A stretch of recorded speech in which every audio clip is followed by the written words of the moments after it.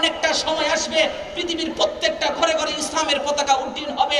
এমন একটা সময় আসবে বাংলার না পৃথিবীর প্রত্যেকটা অঙ্গন ইসলামের আলোয় আলোকিত হবে। রুশ, চায়না, ভারত, দিল্লি সব জায়গায় ইসলামের পতাকা উঠবে। ইসলামের এই চূড়ান্ত বিজয় রুখে দেওয়ার শক্তি কোনো সাধ্য নেই।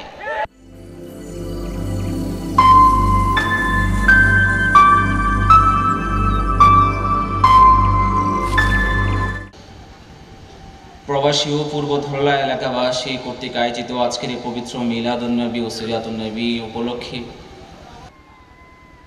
উপস্থিত আশিকানা রসুল ও দূর দূরান্ত থেকে আগত আমার সম্মানিত মুসলিম ভাই বোনেরা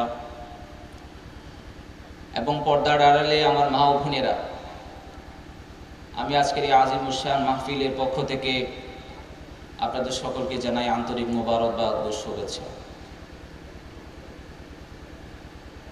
কিছুক্ষণ পূর্বে আমাদের সম্মানিত খতিব সাহেব আমাদের মাঝে খুব সুন্দর আলোচনা করেছেন যে হুজুরের বক্তব্যের মূল বিষয় ছিল এমন যে এই জীবনে আমরা যাই করি না কেন, যাই শুনি না কেন, আমাদের প্রত্যেকটা করার পিছনে, শোনার পিছনে একটা উদ্দেশ্য থাকা প্রয়োজন। সেই উদ্দেশ্য হলো মহৎ উদ্দেশ্য, সেই উদ্দেশ্য হলো মানার উদ্দেশ্য, সেই উদ্দেশ্য হলো নিজের মাঝে বাস্তবায়ন করার উদ্দেশ্য। এই রবিউল আউয়াল মাস মিলাদুন্নবীর মাস।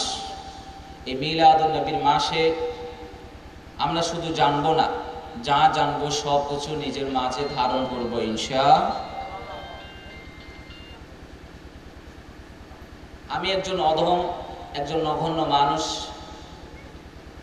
আপনাদের সামনে বসে কোরআন ও হাদিস থেকে কিছু বলার মতো যোগ্যতা, সামর্থ্য আমার মাঝে নাই। কিন্তু মহান রব্বে করিম আমার মতো নালায়েক নাখন্দাকে আপনাদের সামনে উপবিষ্ট করিয়ে এই জিনিসটা প্রমাণ করে দিয়েছেন। এই পৃথিবীতে মানুষের কাছে গ্রহণযোগ্য হওয়ার জন্য, মহান রবের কাছে গ্রহণযোগ্য হওয়ার জন্য যোগ্যতার প্রয়োজন নাই। কিসের প্রয়োজন? গ্রহণযোগ্যতার প্রয়োজন। কিসের প্রয়োজন বলেছি? জামিআন ওয়ালা তাফাররাকু। তোমরা সকলেই সমবেত হয়ে মহান আল্লাহ সুবহানাহু ওয়া তাআলার রজ্জুকে ধরে ফেলো। ওয়ালা তাফাররাকু, এবং তোমাদের মাঝে বিভেদ সৃষ্টি করো না, খণ্ডে খণ্ডে দলে বিভক্ত হইও না।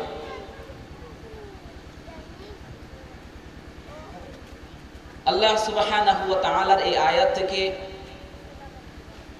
গোটা বিশ্ববাসীর কাছে একটা মেসেজ, যে মেসেজ হলো ইউনিটি ইজ স্ট্রেংথ, যে একতাই শক্তি।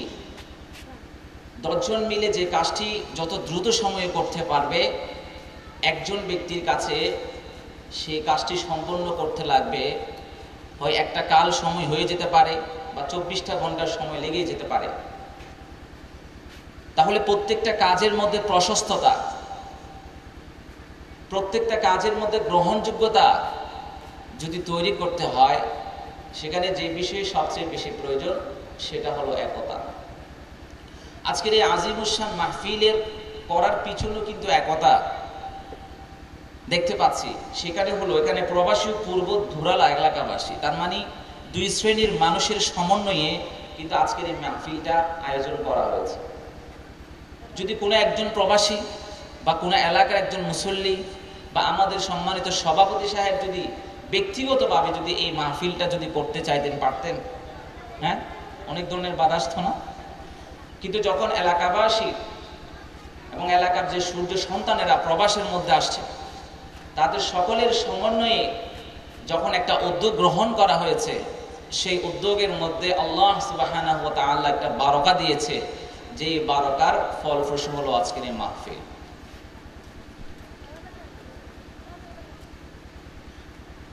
আমরা যে একজন ব্যক্তির মাঝে যে ইসলামিক সংগঠনের গুরুত্ব কেন প্রয়োজন, এই বিষয়ে আমি জাস্ট কয়েকটা পয়েন্ট নিয়ে আলোচনা করবো ইনশাআল্লাহ। আপনারা আমার বিষয়গুলো শোনার এবং মনোযোগ সহকারে নিজের মাঝে শ্রবণ করার এবং মানার আগ্রহ নিয়ে শুনবেন ইনশাআল্লাহ। সর্বপ্রথম একজন ব্যক্তি যদি ইসলামিক দলের মধ্যে যদি নিজেকে অন্তর্ভুক্ত করতে চায়, তার নাম্বার 1 এবং প্রধানতম শর্ত সেটি হলো রাসূলের প্রতি পূর্ণ ভালোবাসা। রাসূলের প্রতি কি? পূর্ণ ভালোবাসা। এখন রাসূলের প্রতি ভালোবাসাটা কেমন হওয়া উচিত সে সম্পর্কে আমরা একটা বিষয়ে আলোকপাত করছি। আমি প্রায় জায়গায় এই বিষয়টা বলি, রাসূলকে ভালোবাসার 2টা পদ্ধতি রয়েছে। কয়টা পদ্ধতি? একটা হচ্ছে ইহুদি পদ্ধতি, আর একটা হলো সাহাবীওয়ালা পদ্ধতি। 1 নাম্বার কি বলেছি? 1 নাম্বার ইহুদি পদ্ধতি, 2 নাম্বার সাহাবীওয়ালা পদ্ধতি।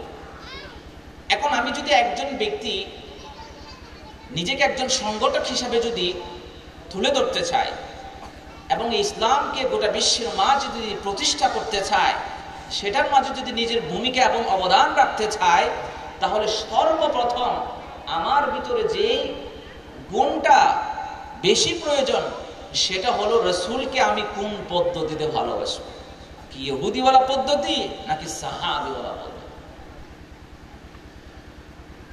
ইহুদিওয়ালা পদ্ধতি কি?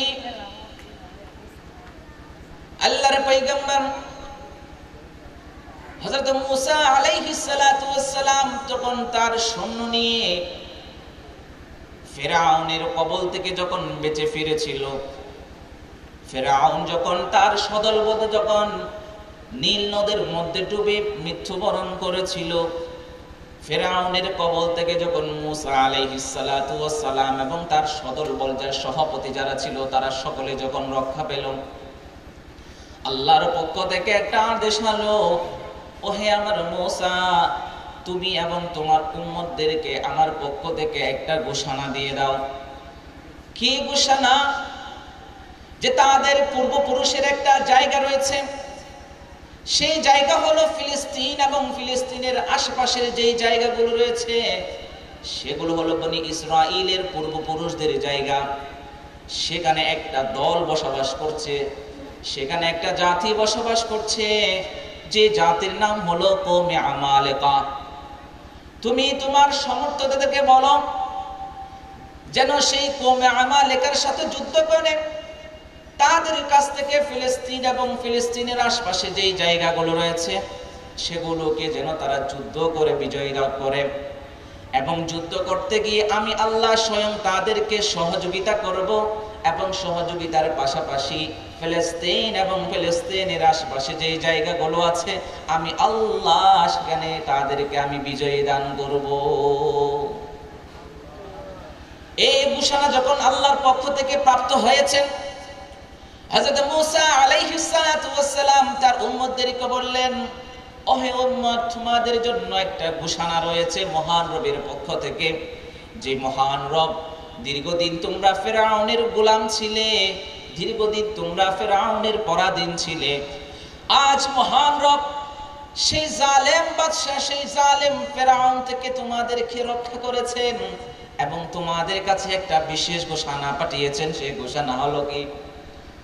যে কওমে আমালেকা একটা গোষ্ঠী আছে, যে গোষ্ঠীগুলো তোমাদের পূর্বপুরুষদের সহায় সম্পত্তিগুলো দখল করে আছে, তোমরা তাদের সাথে যুদ্ধ করো, যুদ্ধ করে তোমাদের পূর্বপুরুষদের যে সহায় সম্পত্তি যে রয়েছে সেগুলো তাদের কাছ থেকে উদ্ধার করো।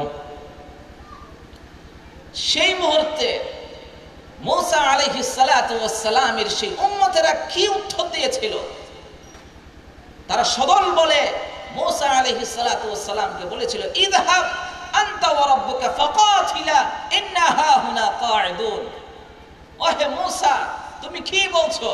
কওমে আমালিকা সে তো এক বয়হাল জাতি, সে তো এক শক্তিশালী জাতি, তাদেরকে দমন করার মতো সেই সামর্থ্য শক্তি আমাদের মাঝে নাই। তাদের সাথে তো যুদ্ধ করার প্রশ্নই আসে না, তাদের সাথে তো মোকাবেলা করার মতো সৌভাগ্য বা সাহস শক্তি আমাদের নাই, সুতরাং আমরা করতে পারবো না। শুধু এটা বলে ক্ষান্ত হয় নাই, তিনি আরো কি বলেছেন? তারা ইযহাব আনতা ওয়া রাব্বুকা ফাকাতিলা ইন্না হাহুনা কাঈদুন। ওহে মূসা, তুমি এবং তোমার খোদা দুইজনে মিলে সেই কওমে আমালেকার সাথে যুদ্ধ করো, আর আমরা সবাই এখানে বসে বসে সেটা দেখব। নাউযু বিল্লাহি মিন যালিক। তারা কি বলছে যে তুমি এবং তোমার খোদা গিয়ে সেই কওমে আমালেকার সাথে তোমরা যুদ্ধ করো, আর আমরা এখানে বসে বসে দেখব। আর তুমি যখন তোমার খোদাকে নিয়ে যখন তাদের সাথে যুদ্ধ করে যখন বিজয়ী হবে, বিজয়ী মিছিল বের করার জন্য আমরা আসব, সিন্নি খাওয়ার জন্য আমরা আসব, জিলাপি খাওয়ার জন্য আমরা আসব, মিষ্টি খাওয়ার জন্য আমরা আসব, কিন্তু আমরা তাদের সাথে যুদ্ধ করতে পারবো না। আমাদের সমাজের মধ্যে এরকম কিছু সুবিধাবাদ আছে না? হ্যাঁ, রক্ত দিবে একজন কিন্তু সমন্বয়ের দাবি করবে আরেকজন। সারা জীবন চলে গেল এই স্বৈরাচারের পক্ষ হয়ে কাজ করার। যখন স্বৈরাচার পালাই গেছে, রাস্তা বন্ধ, এখন বলতেছে কই আমি আওয়ামী লীগ করছি নাকি, এগুলো তো এমনি একটু সমর্থন দিছে আর কি, আমি করি না, আমি তো ব্যক্তিগতভাবে মন থেকে তো আমি এটা করি, ইসলামিক দল করি। আছে না এরকম সুবিধাবাদ নাকি না আপনাদের? মুসা আলাইহিস সালাতু ওয়াস সালাম অবাক হয়ে গেলেন, এ কেমন জাতি? এই জাতি তো এজন্যই ফেরাউনের পরাধীন হয়েছিল, এই জাতি থেকে এজন্য ফেরাউন ইচ্ছা মতো অত্যাচার করেছিল। এটা তো যেমন তেমন জাতি নয়, এটা তো এমন জাতি যে জাতির মধ্যে কোনো কৃতজ্ঞতা বোধ বলতে কিছু নাই। যে জাতিকে স্বয়ং আল্লাহ একজন জালেম নামক ফেরাউনের কাছ থেকে যদি বাঁচাতে পারে, সে আল্লাহ নিজে প্রতিশ্রুতি দিয়েছেন, ওহে বনি ইসরাইল, তুমি কওমে আমালেকার সাথে যুদ্ধ করো, তুমি কওমে আমালেকার সাথে জিহাদ করো, যেভাবে আমি আল্লাহ তোমাদেরকে ফেরাউন থেকে রক্ষা করেছি, আমি আল্লাহ তোমাদেরকে কওমে আমালেকার উপর বিজয় দান করব।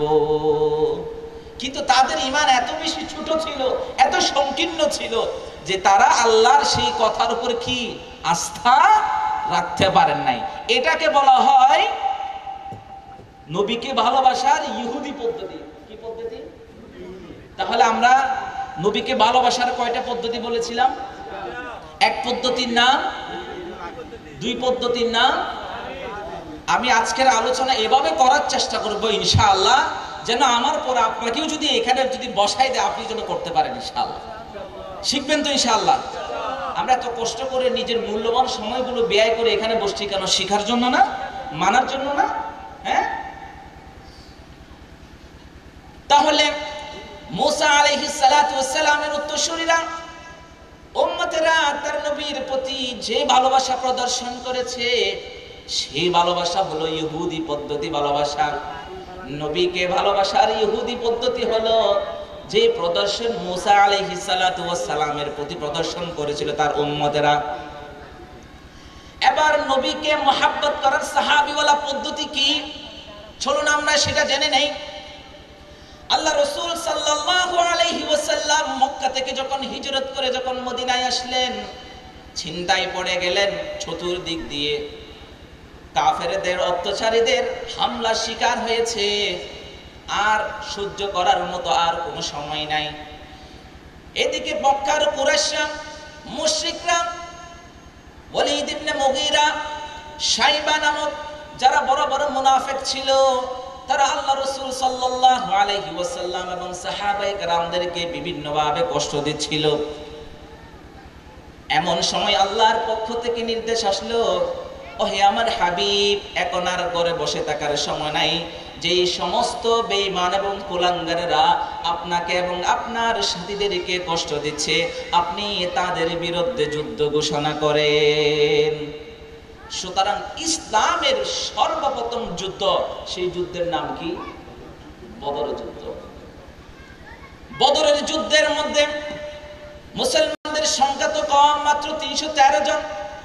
ইসলামের এক প্রাথমিক যুগে যে সময়ে মুসলমানদের মতো লড়াই করার মতো মুসলমানদের হাতে কোনো অস্ত্র ছিল না, না কোনো অধিক হারে ঘোড়া ছিল, না কোনো অধিক হারে উট ছিল, না কোনো দামি দামি অস্ত্র ছিল যে অস্ত্র দিয়ে সেই সমস্ত কাফেরদের বিরুদ্ধে যুদ্ধ করবে। 313 জন সাহাবী, অপরদিকে 1000 অস্ত্রে শস্ত্রে সজ্জিত সেই কাফের বাহিনীরা। আল্লাহ রাসূল সাল্লাল্লাহু আলাইহি ওয়াসাল্লাম চিন্তায় পড়ে গেলেন, সাহাবীদেরকে নিয়ে বসলেন, মশওয়ারায় বসলেন। আশিরু আলাইয়া ইয়া আইয়ুহান নাস, ওহে আমার সাহাবীরা, আল্লাহর পক্ষ থেকে তো যুদ্ধের ঘোষণা চলে আসলো। আমরা তো মাত্র 313 জন সাথী, আমাদের তো তেমন কোনো দামি কোনো সরঞ্জাম নাই যুদ্ধ করার মতো, দামি কোনো অস্ত্র নাই, নাই কোনো বললাম নাই কোনো তলোয়ার। কিন্তু অপরদিকে সেই কাফের যারা 1000 অস্ত্রে শস্ত্রে সজ্জিত, তাদের সাথে আমরা কিভাবে যুদ্ধ করতে পারি? অথচ মুসলমানদের মাত্র ছিল 70টা উট এবং 70টা তরবারি আর মাত্র 2টা ঘোড়া ছিল। আর সেই 313 জনের মধ্যে এমন অনেক ছিল যাদের পরনের মধ্যে কোনো লুঙ্গি ছিল না, পরনের মধ্যে ছিল একটা কম্বল। সেই সাহাবীর নাম ছিল মুসআব ইবনে উমাইর। আল্লাহু আকবার। কাপড় ছিল না। আপনার আজকে আর আপনার আমার আলমিরা খুলে দেখেন, কাপড়ের অভাব নাই, তারপরও আমরা বলি যে আমরা গরিব। আল্লাহ তুমি আমাকে কেন দিচ্ছ না? অমুকের তুমি মার্সিডিজ দিয়েছো, ল্যাম্বরগিনি দিয়েছো, ফেরারি দিয়েছো, কিন্তু তুমি আমাকে কিছু দাও নাই কেন? এখনো সেই 10 বছর আগে ব্যাংক চালাচ্ছি, এখন ব্যাংক চালা থেকে প্রমোশন হয়ে এখন টমটম পাইছি। আছে না এরকম? আল্লাহ রাসূল সাল্লাল্লাহু আলাইহি ওয়াসাল্লাম বলেন, আশিরু আলাইয়া ইয়া আইয়ুহান নাস, ওহে আমার সাহাবীরা, তোমরা আমাকে পরামর্শ দাও, এই মুহূর্তে আমার কি করণীয়, কি করা উচিত, তোমরা আমার সাথে কেমন আচরণ করবে? সেই মুহূর্তে বুখারীর বর্ণনার মধ্যে সেটা সুস্পষ্টভাবে হাদিসটি অনেক বড় আকারে আসে। হযরত মিকদাদ ইবনে মুসআদ রাদিয়াল্লাহু তাআলা আনহু তিনি দাঁড়িয়ে গিয়েছিলেন। বুখারীর বর্ণনার মধ্যে এভাবে আসছে যে তিনি বলেছিলেন, ওয়াল্লাহি লা নাকুলু ইযহাব আনতা ওয়া রাব্বুকা ফাকাতিলা ইন্না হা হুনা কাঈদুন ওয়ালাকিন ইযহাব আনতা ওয়া রাব্বুকা ফাকাতিলা ইন্না মা'কুমা মুকাতিলুন। ওহে আল্লাহর রাসূল, আপনি শুনে রাখুন, ওয়াল্লাহি লা নাকুলু কামা ক্বালাত বনু ইসরাঈল লিমূসা, বনু ইসরাঈলের যে তাদের নবীদেরকে হযরত মূসা আলাইহিস সালাতু ওয়াস সালামকে যে উত্তর দিয়েছিল, উত্তরটা কি ছিল? যে তুমি এবং তোমার রব মিলে তাদের সাথে যুদ্ধ করো, আর আমরা এখানে বসে বসে দেখব। ওয়ালাকিন ইযহাব আনতা ওয়া রাব্বুকা ফাকাতিলা ইন্না হা হুনা মুকাতিলুন। ওহে আল্লাহর নবী, আপনি শুনে রাখেন, আমাদের পক্ষ থেকে কখনো সেই মূসা আলাইহিস সালাতু ওয়াস সালামের উম্মত বনি ইসরাইলের মতো কোনো উত্তর আমরা দিব না। আমরা শুধু এতটুকু বলবো, আপনি শুধু আমাদেরকে হুকুম করেন, আপনি শুধু আমাদেরকে আদেশ করেন। ওয়াল্লাহি লা নাকুলু আন ইয়ামিনিকা ওয়া আন শিমালিকা ওয়া আন খালফিকা ওয়া আন আমামিকা, বান করুন, আপনি শুধু আমাদেরকে নির্দেশ দিন। আল্লাহর কসম করে বলতেছি, আমরা সকলে আপনার সেই আহ্বানে সাড়া দিতে গিয়ে নিজের সকল বুকের মধ্যে সেই কাফেরদের সকল ধরনের অত্যাচার আমরা বুকে পেতে নিতে রাজি আছি। আমরা যদি তারা যদি আপনাকে সম্মুখ করে, যদি তারা আপনাকে যদি লক্ষ্য করে যদি তীর নিক্ষেপ করে, আপনার সামনে আমরা বুক পেতে দিব। তারা যদি আপনার পিছনে তীর নিক্ষেপ করে, আপনার পিছনে আমরা বুক পেতে দিব। তারা যদি আপনার পাশে যদি তীর নিক্ষেপ করে, আমরা আপনার পাশে বুক পেতে দিব, কিন্তু একটা তীর আপনার গায়ে আমরা লাগতে দিব না। এটাই ছিল সাহাবীওয়ালা, এটা ছিল সাহাবীওয়ালা প্রেম। যে সাহাবীওয়ালা প্রেমের মধ্যে তাদের কথার সে কাজের প্রমাণ বেশি ছিল। উহুদ প্রান্তের মধ্যে আমরা জানি, উহুদের ময়দানে 3000 সৈন্যবাস। এক পর্যায়ে যখন মুসলমান যখন দলে দলে তাদের মধ্যে যখন একটা বিচ্ছেদ চলে আসলো, এমন সময় 3000 যেই কাফের ছিল, সেই কাফেরের টার্গেট ছিল আল্লাহ রাসূল সাল্লাল্লাহু আলাইহি ওয়াসাল্লাম। কারণ সেই সময় আল্লাহ রাসূল সাল্লাল্লাহু আলাইহি ওয়াসাল্লাম নিরস্ত্র ছিলেন, কোনো কিছুই ছিল না। মুসলমানরা খণ্ড বিখণ্ড হয়ে গেছে, বিচ্ছিন্ন হয়ে গেছে। আল্লাহ রাসূল সাল্লাল্লাহু আলাইহি ওয়াসাল্লাম পাহাড়ের এক প্রান্তে দাঁড়িয়ে আছে। এমন সময় এক সাহাবী, নাম ছিল হযরত দুজানা রাদিয়াল্লাহু তাআলা আনহু, তিনি লক্ষ্য করলেন আল্লাহ রাসূলকে লক্ষ্য করে 3000 যেই কাফের সৈন্যবাহিনীরা আছে, তারা তীর লক্ষ্য করে আল্লাহ রাসূল সাল্লাল্লাহু আলাইহি ওয়াসাল্লামের দিকে ছুটছে। যদি এই মুহূর্তে আল্লাহ রাসূলকে যদি রক্ষা না করি, তাহলে আমার আল্লাহ রাসূল তো এখানে মৃত্যুবরণ করবে। তিনি এই কথা চিন্তা করতে করতে সাথে সাথে আল্লাহ রাসূল সাল্লাল্লাহু আলাইহি ওয়াসাল্লামের সামনে গিয়ে বললেন, ইয়া রাসূলুল্লাহ, ইয়া হাবিবাল্লাহ, আপনি বসে পড়ুন, আপনি বসে পড়ুন। সেই হযরত দুজানা রাদিয়াল্লাহু তাআলা আনহু আল্লাহ রাসূল সাল্লাল্লাহু আলাইহি ওয়াসাল্লামকে ঘিরে এভাবে তিনি উপুড় হয়ে বসেছিলেন। যখন পিছন দিয়ে তীরগুলো মারা হচ্ছিল, সবগুলো তার রানের মধ্যে বিদ্ধ হচ্ছিল। যখন সামনে দিয়ে তীর নিক্ষেপ করা হচ্ছিল, তখন সব তার বাহু এবং পিঠের মধ্যে লাগছিল। এমন সময় একাধিক তীর আল্লাহ রাসূলকে উদ্দেশ্য করে যখন ছুড়েছিল, একাধিক তীর লক্ষ্য করে যখন বিদ্ধ করেছিল, প্রত্যেকটা তীর সেই হযরত দুজানা রাদিয়াল্লাহু তাআলা আনহুর শরীরের মধ্যে বিদ্ধ হয়েছে। এক পর্যায়ে হযরত দুজানা রাদিয়াল্লাহু তাআলা আনহু শহীদ হয়ে গিয়েছেন। আল্লাহ রাসূল সাল্লাল্লাহু আলাইহি ওয়াসাল্লামের শরীরে একটা তীরের আঘাতও লাগতে দেন নাই। সুবহানাল্লাহ। এটা ছিল সাহাবী বলা। এটা কি ছিল? তাহলে নবীকে ভালোবাসার কয়টা পদ্ধতি? একটা পদ্ধতির নাম কি বলেছি? ইহুদিওয়ালা পদ্ধতি। আর একটা পদ্ধতি হলো সাহাবীওয়ালা পদ্ধতি। তাহলে একজন ব্যক্তি যখন আদর্শিক সংগঠক হবে, সে যদি ইসলামিক সংগঠন যদি বাস্তবায়ন করতে চায়, সে ইসলামিক সংগঠন বাস্তবায়ন করার প্রধান শর্ত হলো তার অন্তরে যে ভালোবাসা রাসূলের প্রতি থাকবে, সেই ভালোবাসা হতে হবে কিওয়ালা? সাহাবীওয়ালা ভালোবাসা হতে হবে। আর না হলে সমস্ত দল গুছাবে, নেতা যখন হবে দলীয় নেতা কর্মীদের নিয়ে সবগুলো দল গুছাবে, ক্ষমতায় আসবে, পালাবদল হবে, দীর্ঘদিন অত্যাচার করবে, দলের কর্মীদের আর চিন্তা না করে পালাই যাবে। এগুলাই হলো ইহুদিওয়ালা ভালোবাসা। এগুলা কি? এখন এগুলো আর পালানোর কোনো জায়গা নাই। কেমন তাদের হাতে পাসপোর্ট নেই, পালাবে কই? নেতৃত্বে পালাই গেছে। এগুলো হচ্ছে কিওয়ালা ভালোবাসা? ইহুদিওয়ালা ভালোবাসা। ইহুদিওয়ালা ভালোবাসার মূল উদ্দেশ্য কি? তারা সব সময় নিজের স্বার্থ চিন্তা করবে। যেভাবে চিন্তা করেছিল কারা? বনি ইসরাইলরা। যে বনি ইসরাইলকে আমার আল্লাহ ফেরাউনের অত্যাচার থেকে রক্ষা করেছিল, সেই ফেরাউন যখন মুক্তি পেয়েছে, তাদের গায়ের মধ্যে, শরীরের মধ্যে একটা গরম চলে আসে যে না, তুমি আর তোমার খোদা গিয়ে যুদ্ধ করে, এখন আমাদের আর কোনো খাস নাই, আমরা এখানে বসে বসে সিন্নি আর বিরিয়ানি খাবো। কষ্ট পাচ্ছেন? তাহলে আল্লাহকে ভালোবাসতে হলে কুল আতিউল্লাহ ওয়া আতিউর রাসূল, আমার আল্লাহ সুবহানাহু ওয়া তাআলা বললেন, ওহে আমার হাবিব, আপনি আপনার উম্মতদেরকে বলে দেন, আপনার উম্মতরা যদি আমি আল্লাহকে যদি ভালোবাসতে চাই, আমি আল্লাহর অনুসরণ যদি করতে চাই, আমি আল্লাহর আদর্শ যদি, আমি আল্লাহর বিধান যদি রাষ্ট্রের মধ্যে বাস্তবায়ন করতে চাই, সে যেন সর্বপ্রথম আপনার আদর্শ গ্রহণ করে, সে যেন সর্বপ্রথম আপনাকে অনুসরণ করে। আগে আপনার আদর্শ যখন নিজের মাঝে বাস্তবায়ন হবে, স্বয়ং আমি আল্লাহর আদর্শ তার মাঝে বাস্তবায়ন হয়ে যাবে। সুবহানাল্লাহ। তাহলে ইসলামিক সংগঠক যদি হতে চায়, তার প্রধানতম কারণ, এক নম্বর কারণ কি বলেছি? প্রেম যেটা থাকতে হবে, সেটা কিওয়ালা প্রেম?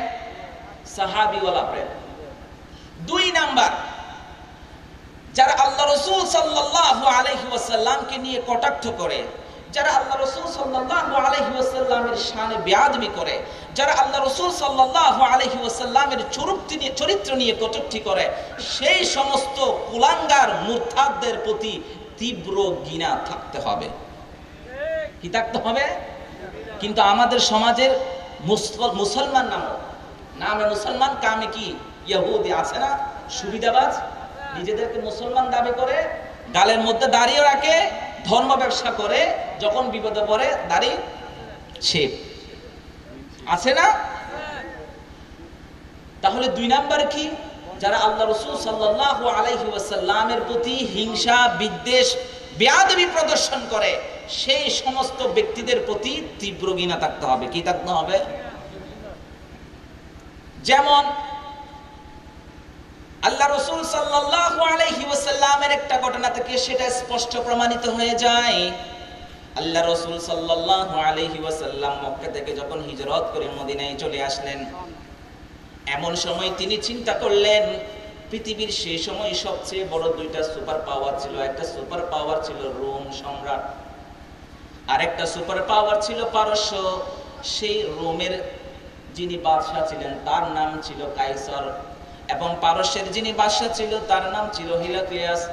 আল্লাহ রাসূল সাল্লাল্লাহু আলাইহি ওয়াসাল্লাম বলেন, আমার পক্ষ থেকে যদি এই দুইজন ব্যক্তির কাছে যদি ইসলামের দাওয়াত নিয়ে কোনো চিঠি পৌঁছায়, কোনো বার্তা যায়, এমন হতে পারে তারা আমার বার্তা গ্রহণ করতে পারে, বার্তা গ্রহণ করে ইসলাম ধর্ম গ্রহণ করতে পারে।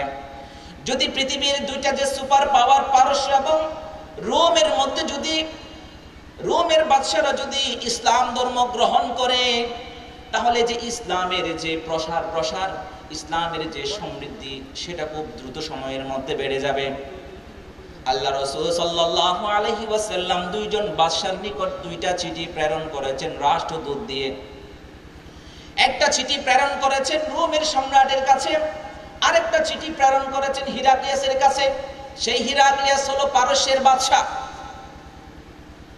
যে রোমের বাদশা যে কাইসার, সে আল্লাহ রাসূল সাল্লাল্লাহু আলাইহি ওয়াসাল্লামের চিঠি যখন পেল, চিঠি পাওয়ার সাথে সাথে সেই চিঠিটা বুকের মধ্যে রাখছে, মুখে ঠুমাকাচ্ছে, মুখের মধ্যে এভাবে নিচ্ছে এবং এটাও বলছে, হায় রে, আল্লাহ রাসূল সাল্লাল্লাহু আলাইহি ওয়াসাল্লামকে যদি সামনে পেতাম, তাহলে ওনার সামনে আমি আমার এই চিঠিটা, ওনার এই চিঠিটা পানির মধ্যে মুড়িয়ে সেই পানিগুলো দিয়ে আমি আমার মাথার মধ্যে ডালতাম। সুবহানাল্লাহ।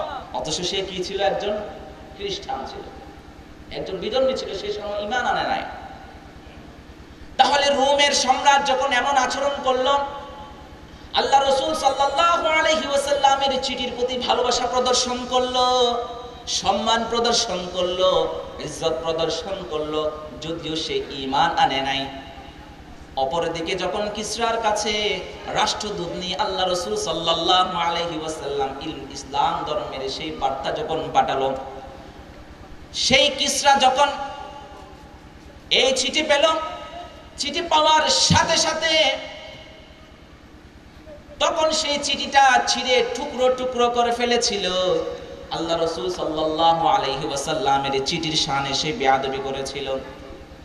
এই খবর যখন আল্লাহ রাসূল সাল্লাল্লাহু আলাইহি ওয়াসাল্লামের কানে পৌঁছায়, ইয়া রাসূলুল্লাহ, ইয়া হাবিবাল্লাহ, যে পারস্যের যে রাজা, যে বাদশা, যে হিরাক্লিয়াসের কাছে যে যাকে আপনি পাঠাইছে, তাকে তো সে হত্যা করে ফেললো। শুধু হত্যা না, সে আপনার চিঠিটাকে সে ছিঁড়ে টুকরো টুকরো করে ফেললো। আল্লাহ রাসূল সাল্লাল্লাহু আলাইহি ওয়াসাল্লাম সেদিন বলেছিল যে আমার এই চিঠিকে সম্মান করবে, সম্মান প্রদর্শন করেছিল। যতদিন পর্যন্ত সে আমার চিঠির প্রতি সম্মান প্রদর্শন করবে, ততদিন পর্যন্ত এই পৃথিবীতে তার রাজত্ব স্থায়িত্ব থাকবে। আর যে আমার এই চিঠির সাথে বেয়াদবি করেছে, আমার এই চিঠিকে ছিঁড়ে চূর্ণ বিচূর্ণ করেছে, আল্লাহ তার পুরা ক্ষমতাও চূর্ণ বিচূর্ণ করে দেবেন। আল্লাহ রাসূল সাল্লাল্লাহু আলাইহি ওয়াসাল্লাম এই কথা বলতে দেরি নাই। ঠিক তার কিছুদিনের মাথায় সেই পারস্য সম্রাটের একজন ছেলে ছিল। সেই ছেলে, তার বাবা যে একটা দ্বিতীয় বিবাহ করেছে, সম্পর্ক করে একটা দ্বিতীয় বিয়ে করেছে, সেই যেটা তার সম্পর্কে তার মা হয়, সেই মহিলার প্রতি তার সন্তানের কুদৃষ্টি পড়েছে। বাবা এই বিষয়টা লক্ষ্য করেছে, হায় রে, আমার সন্তান তো আমার মতো কুলাঙ্গার, আমার মতো বেজন্মা, সে তো আমার স্ত্রীর দিকে চোখ তুলেছে, না জানি সে কোন দিন আমাকে হত্যা করে আমার স্ত্রীকে সে তার করে নেয়। তখন সেই বাবা চিন্তা করলো, সেই পারস্যের সম্রাট চিন্তা করলো যে মনে হয় আমার কোনো না কোনো একদিন মরে যেতে হবে এই কুলাঙ্গারের হাতে। সেই সময়ের যারা বাদশা ছিল তাদের কিছু দাওয়াখানা ছিল। দাওয়াখানা মানে বুঝেন? ওষুধালয়, যেখানে তারা বিভিন্ন ধরনের প্রাকৃতিক ওষুধ তৈরি করত এবং প্রাকৃতিক ওষুধগুলো তারা সেখানে রাখত। সেই দাওয়াখানার মধ্যে একটা বোতলের মধ্যে বিষ রেখেছিল। বিষ রেখে সেই বোতলের উপরে একটা স্টিকার লাগিয়েছিল, যে স্টিকারের মধ্যে লেখা ছিল মুকাউইলিল জামা, অর্থাৎ যৌনবর্ধক ওষুধ, যে ওষুধ খাইলে যৌন শক্তি বৃদ্ধি পাবে। বাহিরে এক স্টিকার লাগিয়ে সেই দাওয়াখানার মধ্যে সেই ওষুধটা রেখে দিল। এখন ছেলের তো খুব খারাপ, বাবার যে স্ত্রী আছে সেই স্ত্রীকে তার লাগবে। এখন যদি এই স্ত্রীকে যদি সে পেতে চায়, এই মহিলাকে যদি সে পেতে চায়, তাহলে আগে বাবাকে ছাঁটাই করতে হবে। তাই সে কি করলো? তার বাবাকে নিজ হাতে হত্যা করলো। নাউযুবিল্লাহ। শুধু এইটুকু করে সে কান্ত হয় নাই, সে চিন্তা করেছিল আমার ক্ষমতার তো পালা বদল হতে পারে, আমার ভাই যারা আছে তারাও তো একদিন হুট করে বলতে পারে যে আজ থেকে রাজপ্রাসাদের দায়িত্ব আমার, তুমি অনেক দিন চালিয়েছো, আজ থেকে এই রাজপ্রাসাদের দায়িত্ব আমি চালাবো। কারণ সেই সময় তো রাজতন্ত্র ছিল, বাদশার ছেলে বাদশা, উনার ছেলে উনার, ধারাবাহিকভাবে পারিবারিক একটা সূত্র ছিল। এখন সে চিন্তা করলো বাপকে মেরে সে ক্ষান্ত হয় নাই, তার যত ভাই আছে সমস্ত ভাইগুলোকে সে হত্যা করে ফেলেছিল। এখন সে একা, তার কোনো আর প্রতিদ্বন্দ্বী নাই। প্রতিদ্বন্দ্বী না হওয়ার ফলে সে আবার যে তার বাবার স্ত্রী যেটা ছিল তাকে সে বিয়ে করে ফেললো। এখন বিয়ে করার পরে সে তার বাবার রুমে গেল, বাবার রুমের পাশে যে দাওয়াখানা ছিল সেই দাওয়াখানার মধ্যে ঢুকে দেখলো যে এখানে কোন কোন ধরনের ওষুধ আছে। যখন তার দৃষ্টি যখন সেই ওষুধের দিকে পড়লো, যেখানে মুকাউইলিল জামা, যৌনবর্ধক ওষুধের যে সেই বোতলের দিকে যখন তার দৃষ্টি গেল, এখন তো বলো যার তো কোনো টেনশন নাই, আমার ক্ষমতা নিয়ে আর কোনো টেনশন নাই, আমার ক্ষমতার টানাটানি নিয়ে আর কোনো সমস্যা নাই, এটা খাই, ইচ্ছা মতো আবার লাইফ লিড করবো। সেই যখন সেই বোতল থেকে যখন সেই যেটাকে সে যৌনবর্ধক ওষুধ মনে করেছিল, ওষুধ মনে করে যখন সেই বিষ যখন সে খেয়ে ফেললো, সাথে সাথে সে অন দ্য স্পট সে সেখানে মারা গেল। এখান থেকে কি প্রমাণিত হয়? যারা আল্লাহ রাসূল সাল্লাল্লাহু আলাইহি ওয়াসাল্লামের চিঠির সাথে বেয়াদবি করেছে, আমার আল্লাহ তার গোটা বংশকে নির্বংশ করে দিয়েছে। যে পারস্য সম্রাট আল্লাহ রাসূল সাল্লাল্লাহু আলাইহি ওয়াসাল্লামের চিঠিকে খণ্ড বিখণ্ড করেছে, ছন্ন বিছন্ন করেছে, আমার আল্লাহ তার কিছুদিনের মাথায় তার পুরা রাজত্বকে খণ্ড বিখণ্ড করে দিয়েছে এবং ছন্ন বিছন্ন করে দিয়েছে। এখান থেকে এটা প্রমাণিত হয় যুগে যুগে যারা আল্লাহ রাসূল সাল্লাল্লাহু আলাইহি ওয়াসাল্লামের বিরুদ্ধে কটাক্ষ করবে, সেই কটাক্ষ বিরুদ্ধে ব্যক্তিদের বিরুদ্ধে যদি কোনো অ্যাকশন নেওয়া নেই, কোনো প্রতিরোধ যদি তারা গড়ে না তোলে, আমার আল্লাহ সুবহানাহু ওয়া তাআলা সেই রাষ্ট্রের মধ্যে যারা রাষ্ট্রনায়ক আছে তাদের এমন অবস্থা করে যে পালানোর মতো সেই জায়গাও খুঁজে পাবে না। এই সরকার যখন ছিল, বাংলার বিভিন্ন মহল থেকে আল্লাহ রাসূল সাল্লাল্লাহু আলাইহি ওয়াসাল্লামের চরিত্র নিয়ে কটূক্তি করেছিল, ব্যঙ্গাত্মক করেছিল। বাংলার তৌহিদি মুসলমানরা সংসদের মধ্যে একটা দাবি জানিয়েছিল, যারা আল্লাহ রাসূল সাল্লাল্লাহু আলাইহি ওয়াসাল্লামের বিরুদ্ধে কটাক্ষ করে, আল্লাহ রাসূলের শান নিয়ে কটাক্ষ করে, তাদের একমাত্র শাস্তি যেন মৃত্যুদণ্ড কার্যকর করা হয়। কিন্তু দীর্ঘ 15 বছরে সরকার ছিল, কিন্তু সে আল্লাহ রাসূল সাল্লাল্লাহু আলাইহি ওয়াসাল্লামের প্রতি যে বিদ্বেষ পোষণ করেছিল তাদের বিরুদ্ধে কোনো কার্যকরী ব্যবস্থা নেয় নাই, বরং এমন কিছু ভোলাবালা আল্লাহ ওয়ালাদের বিরুদ্ধে অ্যাকশন নিয়েছিল এবং তাদের বিরুদ্ধে আন্তর্জাতিক ট্রাইব্যুনাল গঠন করেছিল, যাদেরকে বিভিন্ন ধরনের মিথ্যা মামলায় সাক্ষী দিয়ে তাদেরকে ফাঁসি দিয়েছিল। আমার আল্লাহ সুবহানাহু ওয়া তাআলা বললেন যে অপেক্ষা করো, সময় এমন এক সময় আসবে তুমি ক্ষমতা হস্তান্তর করার মতো সময় তোমার থাকবে না। তাহলে যে আল্লাহ রাসূল সাল্লাল্লাহু আলাইহি ওয়াসাল্লামের চিঠির সাথে বেয়াদবি করেছিল সেই পারস্যের পুরা সম্রাটের পুরা পরিবার আল্লাহ সুবহানাহু ওয়া তাআলা একেবারে তছনছ করে দিয়েছিল। এখন পরিবার চালানোর মতো তার কেউ নাই, তাদের যে সাম্রাজ্য সেই সাম্রাজ্য চালানোর মতো কেউ নাই।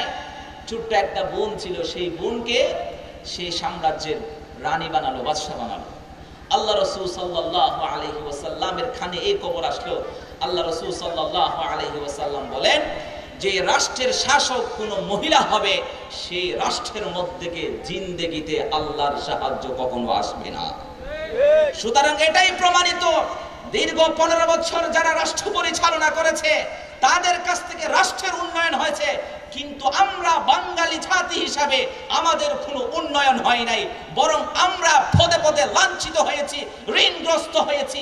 আমার বাংলার জমিন সবগুলো বহির্বিশ্বের মধ্যে বিক্রি করে দিয়েছে। এটাই পেয়েছি। এটাই হলো রাষ্ট্রনায়ক যখন মহিলা হয়, এই ফসলগুলো এরকমই হয়। তাহলে রোম সম্রাট যার কাছে আল্লাহ রাসূল সাল্লাল্লাহু আলাইহি ওয়াসাল্লামের চিঠি গিয়েছিল, সেই রোম সম্রাট বলল আল্লাহ রাসূল সাল্লাল্লাহু আলাইহি ওয়াসাল্লামের চিঠির প্রতি যদি বিদ্বেষ পোষণ করি, যদি হিংসা প্রদর্শন করি, আল্লাহ না করুক আমার সিংহাসন তো তছনছ হয়ে যাবে। তাই তিনি আল্লাহ রাসূল সাল্লাল্লাহু আলাইহি ওয়াসাল্লামের চিঠির প্রতি সম্মান প্রদর্শন করেছেন এবং তার পরবর্তী যে প্রজন্ম আছে, তার যে সন্তান আছে, সেই সমস্ত সন্তানদেরকেও তিনি ওসিয়ত করে গিয়েছেন যতদিন পর্যন্ত রাজপ্রাসাদের মধ্যে এই চিঠিটা থাকবে এবং এই চিঠির প্রতি সম্মান থাকবে ততদিন পর্যন্ত এই রোম সাম্রাজ্য স্থায়ী থাকবে। আল্লাহু আকবার। যদিও সেই রোম সম্রাট মুসলমান হয় নাই, কিন্তু সে আল্লাহ রাসূলকে চিনতে পেরেছে কি পারে নাই? হ্যাঁ, চিনতে পেরেছে। তাহলে একজন ইসলামিক সংগঠক যদি হতে চায় এবং সে ব্যক্তি যদি গোটা বিশ্বের মাঝে ইসলামকে যদি কায়েম করতে চায়, তার 2 নাম্বার কারণ হলো সেই সমস্ত ব্যক্তিদের প্রতি পরিপূর্ণ বিদ্বেষ এবং তীব্রতা পোষণ করতে হবে। যদি ক্ষমতায় থাকে সেই সমস্ত ব্যক্তিদেরকে ফাঁসির কাস্টে এনে তাদেরকে মৃত্যুদণ্ড দিয়ে সর্বোচ্চ শাস্তি কার্যকর করতে হবে। এটা হলো 2 নাম্বার বৈশিষ্ট্য। 3 নাম্বার বৈশিষ্ট্য, একজন ইসলামিক সংগঠন হলে ব্যক্তি জীবনে ইসলামিক সংগঠনের প্রয়োজনীয়তা 3 নাম্বার যে গুণাবলী থাকা প্রয়োজন, সেই গুণাবলী হলো আল্লাহ রাসূল সাল্লাল্লাহু আলাইহি ওয়াসাল্লামের ন্যূনতম একটা সুন্নাহ হলো জিন্দা করা। আল্লাহ রাসূল সাল্লাল্লাহু আলাইহি ওয়াসাল্লামের যে সুন্নাহ, যে আদর্শ, সেই আদর্শ যেমন নিজের মাঝে বাস্তবায়ন করতে হবে এবং নিজের নেতা কর্মীদের ভিতরে বাস্তবায়ন করতে হবে। নিজের নেতা কর্মীদের মাধ্যমে সমাজ থেকে নগর, নগর থেকে রাষ্ট্র, রাষ্ট্র থেকে আন্তর্জাতিক প্রাঙ্গণে সেটা বাস্তবায়ন করতে হবে। তাহলে আল্লাহ রাসূল সাল্লাল্লাহু আলাইহি ওয়াসাল্লামের সুন্নাহ বাস্তবায়ন করার ফলে কি উপকারিতা আছে সেটা সম্পর্কে আমরা একটা ঘটনা আল্লাহ রাসূল সাল্লাল্লাহু আলাইহি ওয়াসাল্লামের খলিফাতুল মুসলিমিন হযরত ওমর রাদিয়াল্লাহু তাআলা আনহুর শাসনামল থেকে একটা ঘটনা থেকে আমরা অনুপ্রাণিত হতে পারি। সেই সময় সাদ ইবনে আবি ওয়াক্কাস রাদিয়াল্লাহু তাআলা আনহু ওমর রাদিয়াল্লাহু তাআলা আনহুর নির্দেশে একটা দল নিয়ে মিশর জয় করার জন্য গেল। এখন তারা বড় একটা দল মিশর জয় করার জন্য যখন গেল, মিশরের গেটের সামনে গিয়ে দেখলো দুর্গের মধ্যে দরজা লক করা, তারা ঢুকতে পারতেছে না। এখন দুর্গের মধ্যে কারা? খ্রিস্টানরা, বিধর্মীরা সেখানে পাহারা দিয়ে ব্যস্ত। এখন সাদ ইবনে আবি ওয়াক্কাস রাদিয়াল্লাহু তাআলা আনহু এবং ওনার যে সাথীরা ছিল, তারা সেই সকল সাথীগুলো এখন মিশরের সামনে অবস্থান করছে, ভিতরে ঢুকতে পারতেছে না। কেন? দুর্গ লক করা, তালা করা। এক পর্যায়ে সেটা 1 দিন না 2 দিন না, এভাবে দীর্ঘ 1 মাস চলতে লাগলো। এখন তাদের কাছে যে খাবারগুলো ছিল সেই খাবারগুলো ফুরিয়ে গেল, সবাই ক্লান্ত হয়ে গেল, ইমানি শক্তি আস্তে আস্তে হারিয়ে ফেলতেছে, কারণ শরীরের মধ্যে কোনো শক্তি নাই। এমন সময় খলিফার নিকট সাদ ইবনে আবি ওয়াক্কাস রাদিয়াল্লাহু তাআলা একটা চিঠি পাঠালেন, ইয়া আমিরুল মুমিনিন, আজকে তো দীর্ঘ 1 মাস ধরে আমরা এই মিশরের গেটের মধ্যে অপেক্ষা করছি, কিন্তু মিশরের দুর্গ তো তালা করা, কিন্তু আমরা তো সেখানে ঢুকতে পারছি না। এদিকে যে আমার যে সৈন্য সাথীরা যারা ছিল, তারা তো আজ দীর্ঘ 1 মাস যা খাবার ছিল সবগুলো খাবার শেষ। এখন আপনার পক্ষ থেকে কোনো ধরনের সহযোগিতা আমাদের জন্য পাঠান। আমিরুল মুমিনিন কি করেছিল? ট্রাক ভর্তি ত্রাণ পাঠিয়েছিল। হ্যাঁ বলেন, আমিরুল মুমিনিন কি ট্রাক ভর্তি ত্রাণ পাঠিয়েছিল? এরা কি বাঙালি নাকি? হ্যাঁ, যে অনুদান তুলতেছে সবাই আবেগের ঠেলায় অনুদান দিতে আছে। সেই অনুদানগুলো কার পকেটে যাচ্ছে আল্লাহ জানে। আমিরুল মুমিনিন স্পষ্টভাবে চিঠির পত্রের মধ্যে উত্তর লিখে পাঠিয়েছিলেন, ওহে সাদ ইবনে আবি ওয়াক্কাস, শুনে রেখো, নিশ্চয়ই তোমাদের মধ্যে এমন কোন সুন্নাহ ছুটে গিয়েছে, নিশ্চয়ই তোমাদের মাঝে এমন কোন সুন্নাহ ছুটে গিয়েছে যে সুন্নাহ ছুটে যাওয়ার কারণে তোমরা মিশরে ঢুকতে পারছো না এবং মিশর তোমরা জয় করতে পারছো না। তোমরা খুঁজে দেখো কি সুন্নাহ তোমাদের মাঝে ছুটে গিয়েছে। সাদ ইবনে আবি ওয়াক্কাস রাদিয়াল্লাহু তাআলা আনহু চিঠি পাওয়ার পর সকলকে ডাকলেন রাত করে, যে চিন্তা করো, আজকে আমরা 1 মাস ধরে এখানে আছি, আমাদের মাঝে এমন কি সুন্নাহ ছুটে যেতে পারে যেটার ফলশ্রুতিতে আমরা মিশরের মধ্যে ঢুকতে পারছি না, মিশর বিজয় করতে পারছি না।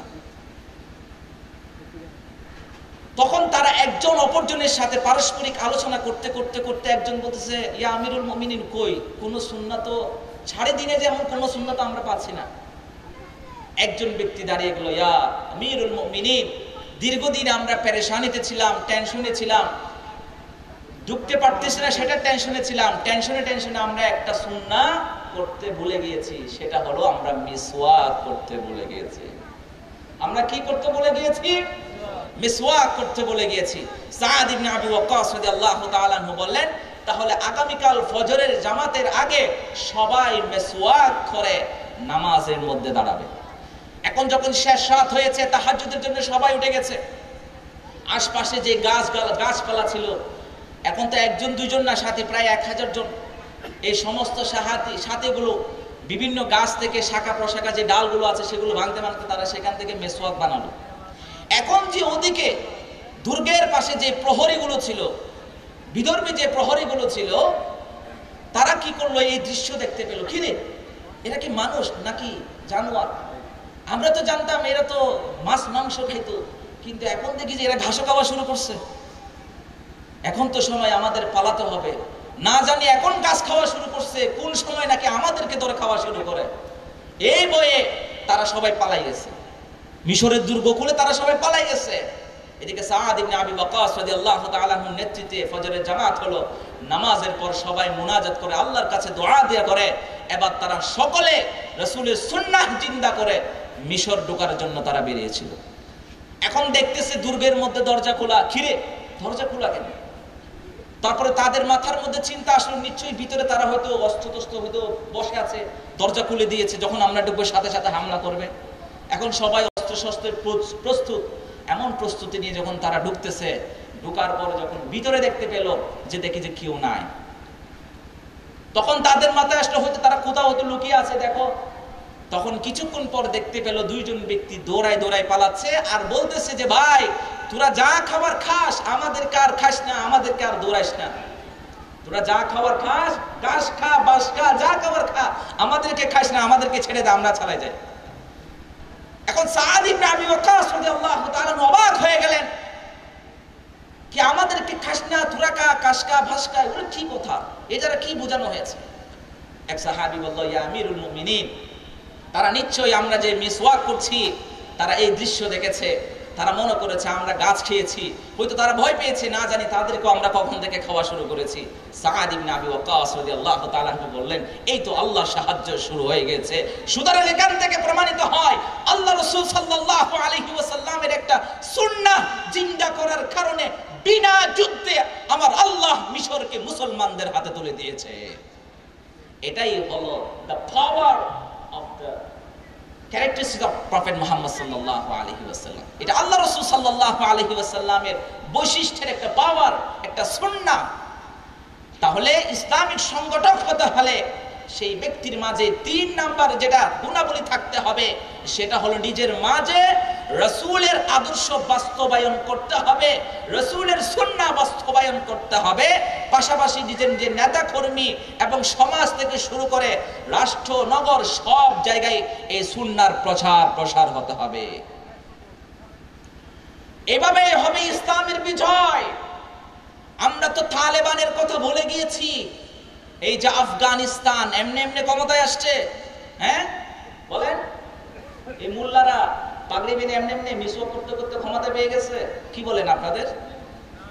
হ্যাঁ, বর্তমান এমন অনেক মানুষ আছে যারা এই আফগান তালেবান যারা মুক্তিকামী যোদ্ধা ছিল, তাদেরকে এখনো বক্র চোখে দেখায়। আমরা তাদেরকে হুঁশিয়ারি করে দিতে চাই, তাদের দিকে বক্র চোখে তাকায় না। তাদের আদর্শ যখন বাংলার জমিনে কায়েম হবে, এই বক্রওয়ালা চক্র বাংলার জমিনে ঠাঁই পাবে না ইনশাআল্লাহ। এই আফগান মুজাহিদরা তারা কিভাবে আফগানিস্তান স্বাধীন করেছে, সেই সময়ে যারা আফগানের যারা শাসক ছিল তারা সবাই ছিল মুরতাদ। সেই সময়ের আফগানের যারা শাসক ছিল তারা ছিল আমাদের মতো নামে মুসলমান কামে ইহুদি। তারা সব সময় পশ্চিমাদের পা ছাটা গোলাম ছিল। এই যে দিল্লিতে যখন বৃষ্টি হয়, ঢাকার মধ্যে আমরা ছাতা ধরে বসে থাকি না? হ্যাঁ, সেই আফগানিস্তান কিভাবে স্বাধীন হলো, এখান থেকে একজন ইসলামিক সংগঠক যিনি হবে তারও এখান থেকে একটা শিক্ষা রয়েছে। আমরা সকলে জানি 1980 সালে যখন তালেবানরা, যেটা বর্তমান আফগানিস্তানের যারা বর্তমান শাসন ব্যবস্থা কায়েম করেছে, সেই তালেবানরা 1980 সালে তৎকালীন সময়ের যেটা বর্তমান রাশিয়া, যেটি তৎকালীন সময়ে সোভিয়েত ইউনিয়ন ছিল, সেই সোভিয়েত ইউনিয়নের সাথে যখন আফগানিস্তানের যখন সংঘর্ষ হচ্ছে, তালেবানদের সাথে যখন তাদের একটা যুদ্ধ লেগেছে, সেই সময়ে বর্তমান ইউএসএ, আমেরিকা আছে, এবং আমেরিকার পাশাপাশি আরো যত সুপার পাওয়ার দেশগুলো ছিল, প্রত্যেকে সেই আফগানিস্তানদেরকে সমর্থন জানিয়েছিল এবং তাদেরকে মুক্তিকামী সংগঠন বলেছিল। কেন আমেরিকা তাদেরকে মুক্তিকামী সংগঠন বলেছিল, জঙ্গি না বলে? কারণ সেই সময়ে সোভিয়েত ইউনিয়ন, যেটা বর্তমান রাশিয়ার সাথে আমেরিকার একটা কি ছিল, দ্বন্দ্ব ছিল। সেই সময় সোভিয়েত ইউনিয়ন আমেরিকার কি ছিল, দুশ্মন ছিল। আমার কথা বুঝতেছেন? টপিক চেঞ্জ করে ফেলবো না হয়? তাহলে সোভিয়েত ইউনিয়ন, যেটি বর্তমান সময়ে রাশিয়া, সেই রাশিয়ার সাথে আমেরিকার একটা দ্বন্দ্ব ছিল। যখন আফগানিস্তানের তালেবানরা যখন রাশিয়ার সাথে যুদ্ধ করছিল, এদিকে আমেরিকার যারা বড় বড় রাজনীতিবিদ ছিল, তারা সকলে বলতে লাগতেছে কি, যে হ্যাঁ, এই আফগানিস্তানের তালেবানরা হলো মুক্তিকামী, এরা কখনো জঙ্গি হতে পারে না। দীর্ঘ 12 বছর যখন সোভিয়েত ইউনিয়ন আফগানিস্তানের মাটিতে যুদ্ধ করতে করতে যখন তারা এক পর্যায়ে আফগানিস্তানের তালেবানদের কাছে যখন পরাজিত করলো, সোভিয়েত ইউনিয়ন সব কিছু লেজ গুটিয়ে পালিয়ে গেল।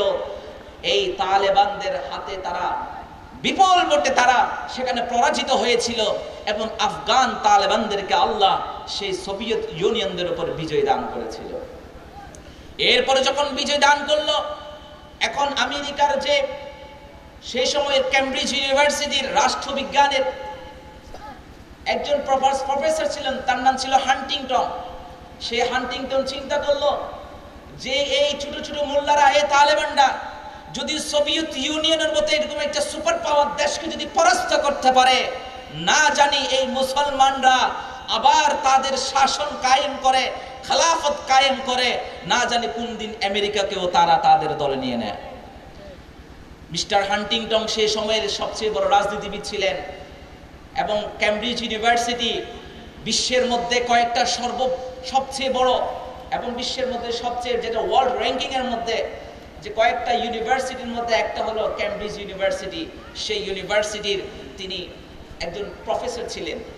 সে হান্টিংটন যখন বলল যে এই মুসলমানদের ধর্মীয় নেতা মুহাম্মদ তো বলেছিল একটা সময় ইসলাম কায়েম হবে, আবার খেলাফতে রাশেদার দিকে পুরা বিশ্ব ফিরে যাবে, এরা যেহেতু সুপার পাওয়ার রাশিয়াকে যেহেতু ওরা পরাস্ত করেছে, না জানি এদের দৃষ্টি আবার আমেরিকার দিকে আসে, সুতরাং তাদেরকে হটাও।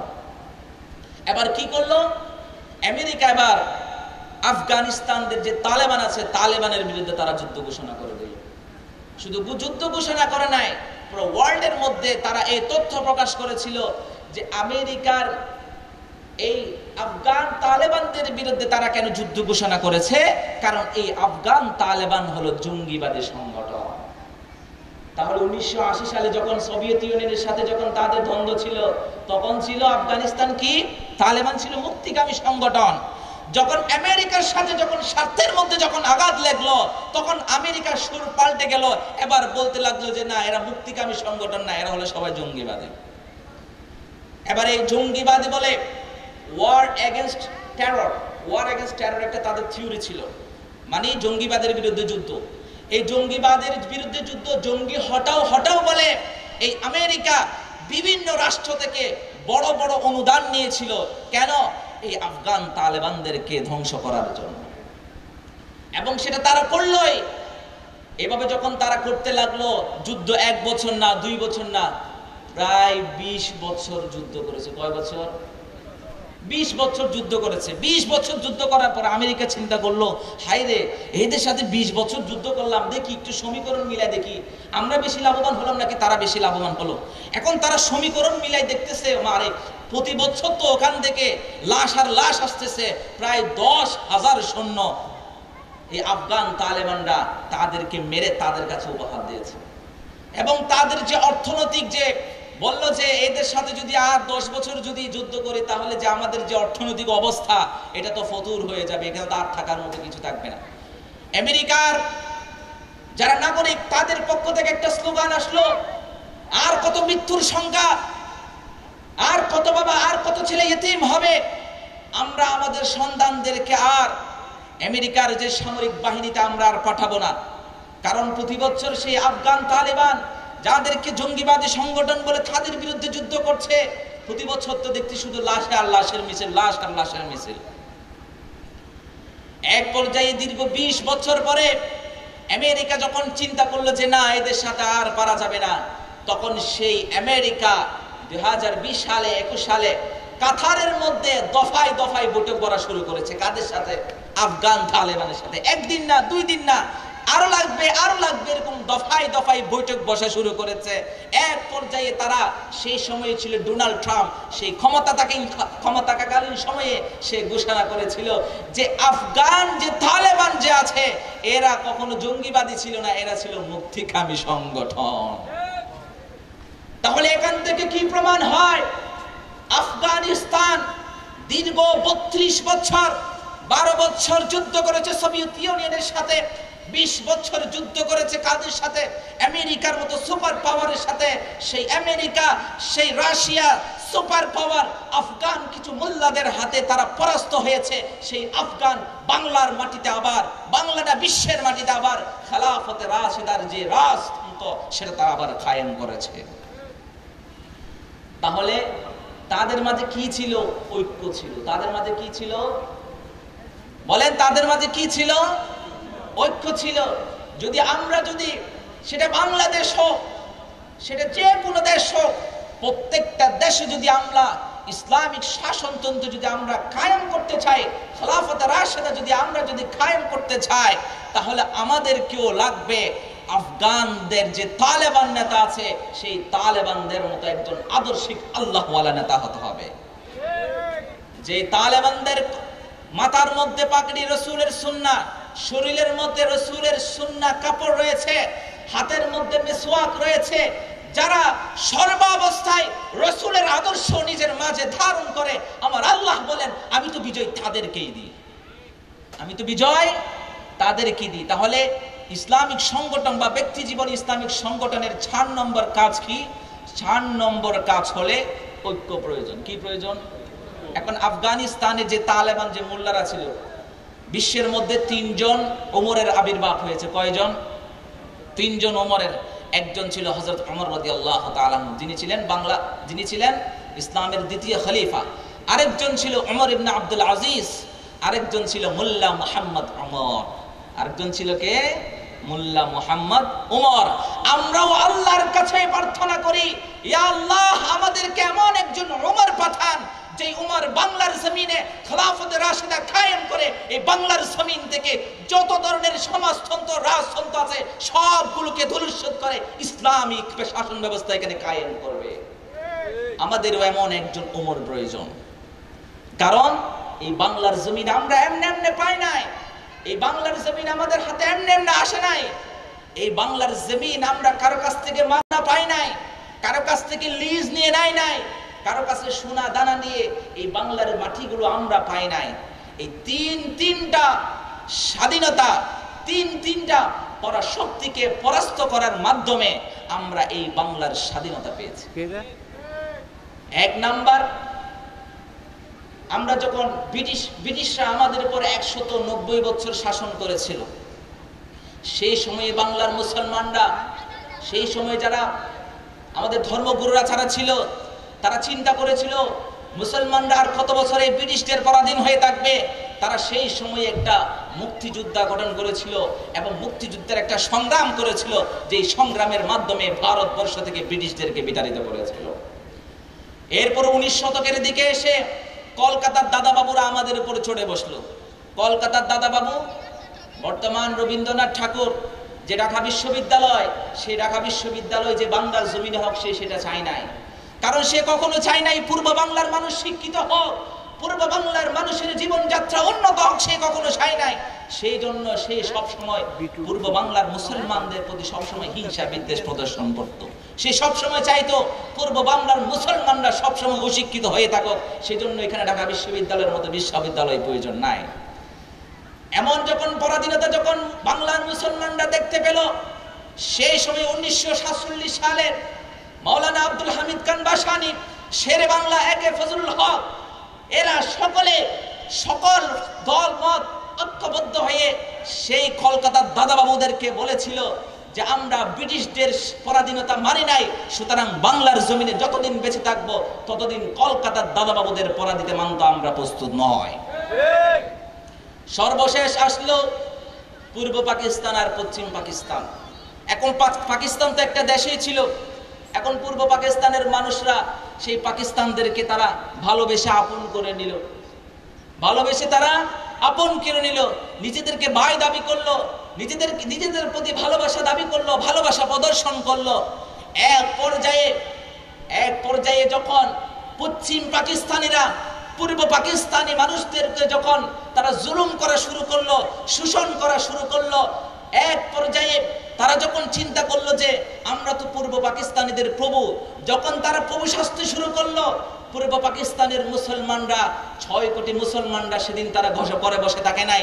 সেদিন তারা তাদেরকে উন্মুক্তভাবে একটা স্লোগান দিয়েছিল, ব্রিটিশদের গোলামি মানি নাই, কলকাতার দাদাবাবুদের গোলামি মানি নাই, সুতরাং বাংলার জমিনে এক আল্লাহর গোলামি ছাড়া আমরা আর কোনো ব্যক্তির দাসত্ব মানতে প্রস্তুত নয়। আল্লাহু আকবার। ইসলাম ছাড়া অন্য কিছু মানি না, মানব না। রুশ ভারতের দালালেরা হুঁশিয়ার সাবধান, হুঁশিয়ার সাবধান। রুশ ভারতের দালালেরা আল কোরআনের আলো করে করে জ্বালো, আল হাদিসের আলো করে করে জ্বালো। সেজন্য ইসলাম আমাদেরকে সব সময় শিক্ষা দেয়, যে কি শিক্ষা দেয়? যখন ব্রিটিশরা আমাদের উপর আন্দোলন করেছিল, যখন ব্রিটিশরা আমাদের অধিকার হনন করেছিল, বাংলার মানুষ মুক্তিযুদ্ধের সংগ্রাম গড়ে তুলেছিল। কলকাতার দাদাবড় যখন আমাদের অধিকার হনন করেছিল, আমাদের বিরুদ্ধে যখন তারা রুখে দাঁড়ালো, তখন বাংলার মানুষ তাদেরকেও হটালো। সর্বশেষ পশ্চিম পাকিস্তানি যখন পূর্ব পাকিস্তানের উপর ছড়াও হয়ে বসলো, পূর্ব পাকিস্তানেরও তাদেরকে জবাব দিয়েছিল, ব্রিটিশদের গোলামি মানি নাই, কলকাতার দাদাবাবুদের গোলামি মানি নাই, সুতরাং বাংলার জমিনে এক আল্লাহর দাসত্ব ছাড়া কোনো ব্যক্তির দাসত্ব মানতে আমরা প্রস্তুত নয়। সেজন্য ইসলাম সব সময় বলে যেখানেই জুলুম সেখানেই প্রতিরোধ, যেখানেই বৈষম্য সেখানেই মুক্তিযুদ্ধের সংগ্রাম। আমরা সব সময় একটা কথা বলেছি, ব্রিটিশরা আমাদের বিরুদ্ধে আন্দোলন করেছে, আমাদের অধিকার হনন করেছে, ব্রিটিশদেরকে আমরা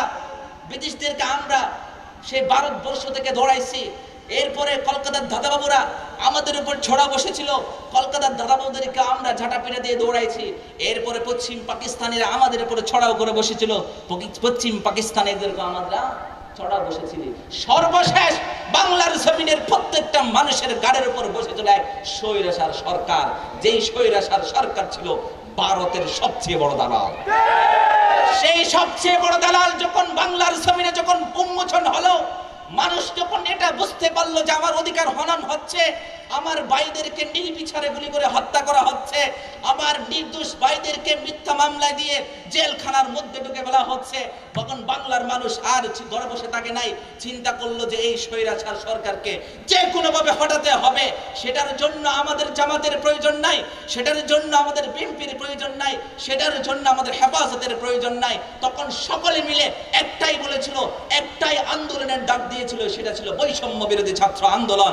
যেই ছাত্র আন্দোলনের ব্যানারের মধ্যে সেখানে হেফাজত, সেখানে খেলাফত, সেখানে চরমোনাই, সেখানে জামাত, সেখানে বিএনপির সকল রূপ এক গণনার মধ্যে যখন রূপ নিয়ে যখন মার্চ করেছে, সেই মার্চের প্রতিরোধে সেই হাসিনা সেই বাংলাদেশ থেকে পালাতে বাধ্য হয়েছে। আল্লাহু আকবার। পালাইছে রে পালাইছে, শেখ হাসিনা পালাইছে। রুশ ভারতের দালালেরা হুঁশিয়ার সাবধান, আওয়ামী লীগের দালালেরা হুঁশিয়ার সাবধান।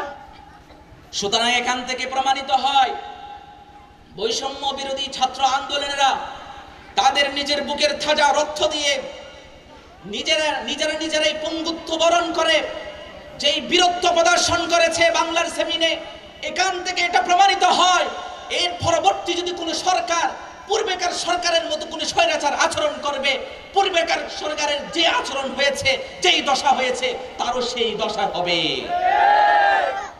সুতরাং বৈষম্য বিরোধী ছাত্র আন্দোলন শুধু এক মুহূর্তের জন্য নয়, এই বাংলার জমিন যতদিন পৃথিবীর বুকে টিকে থাকবে ততদিন বৈষম্য বিরোধী ছাত্র আন্দোলনের অস্তিত্ব থাকবে ইনশাআল্লাহ।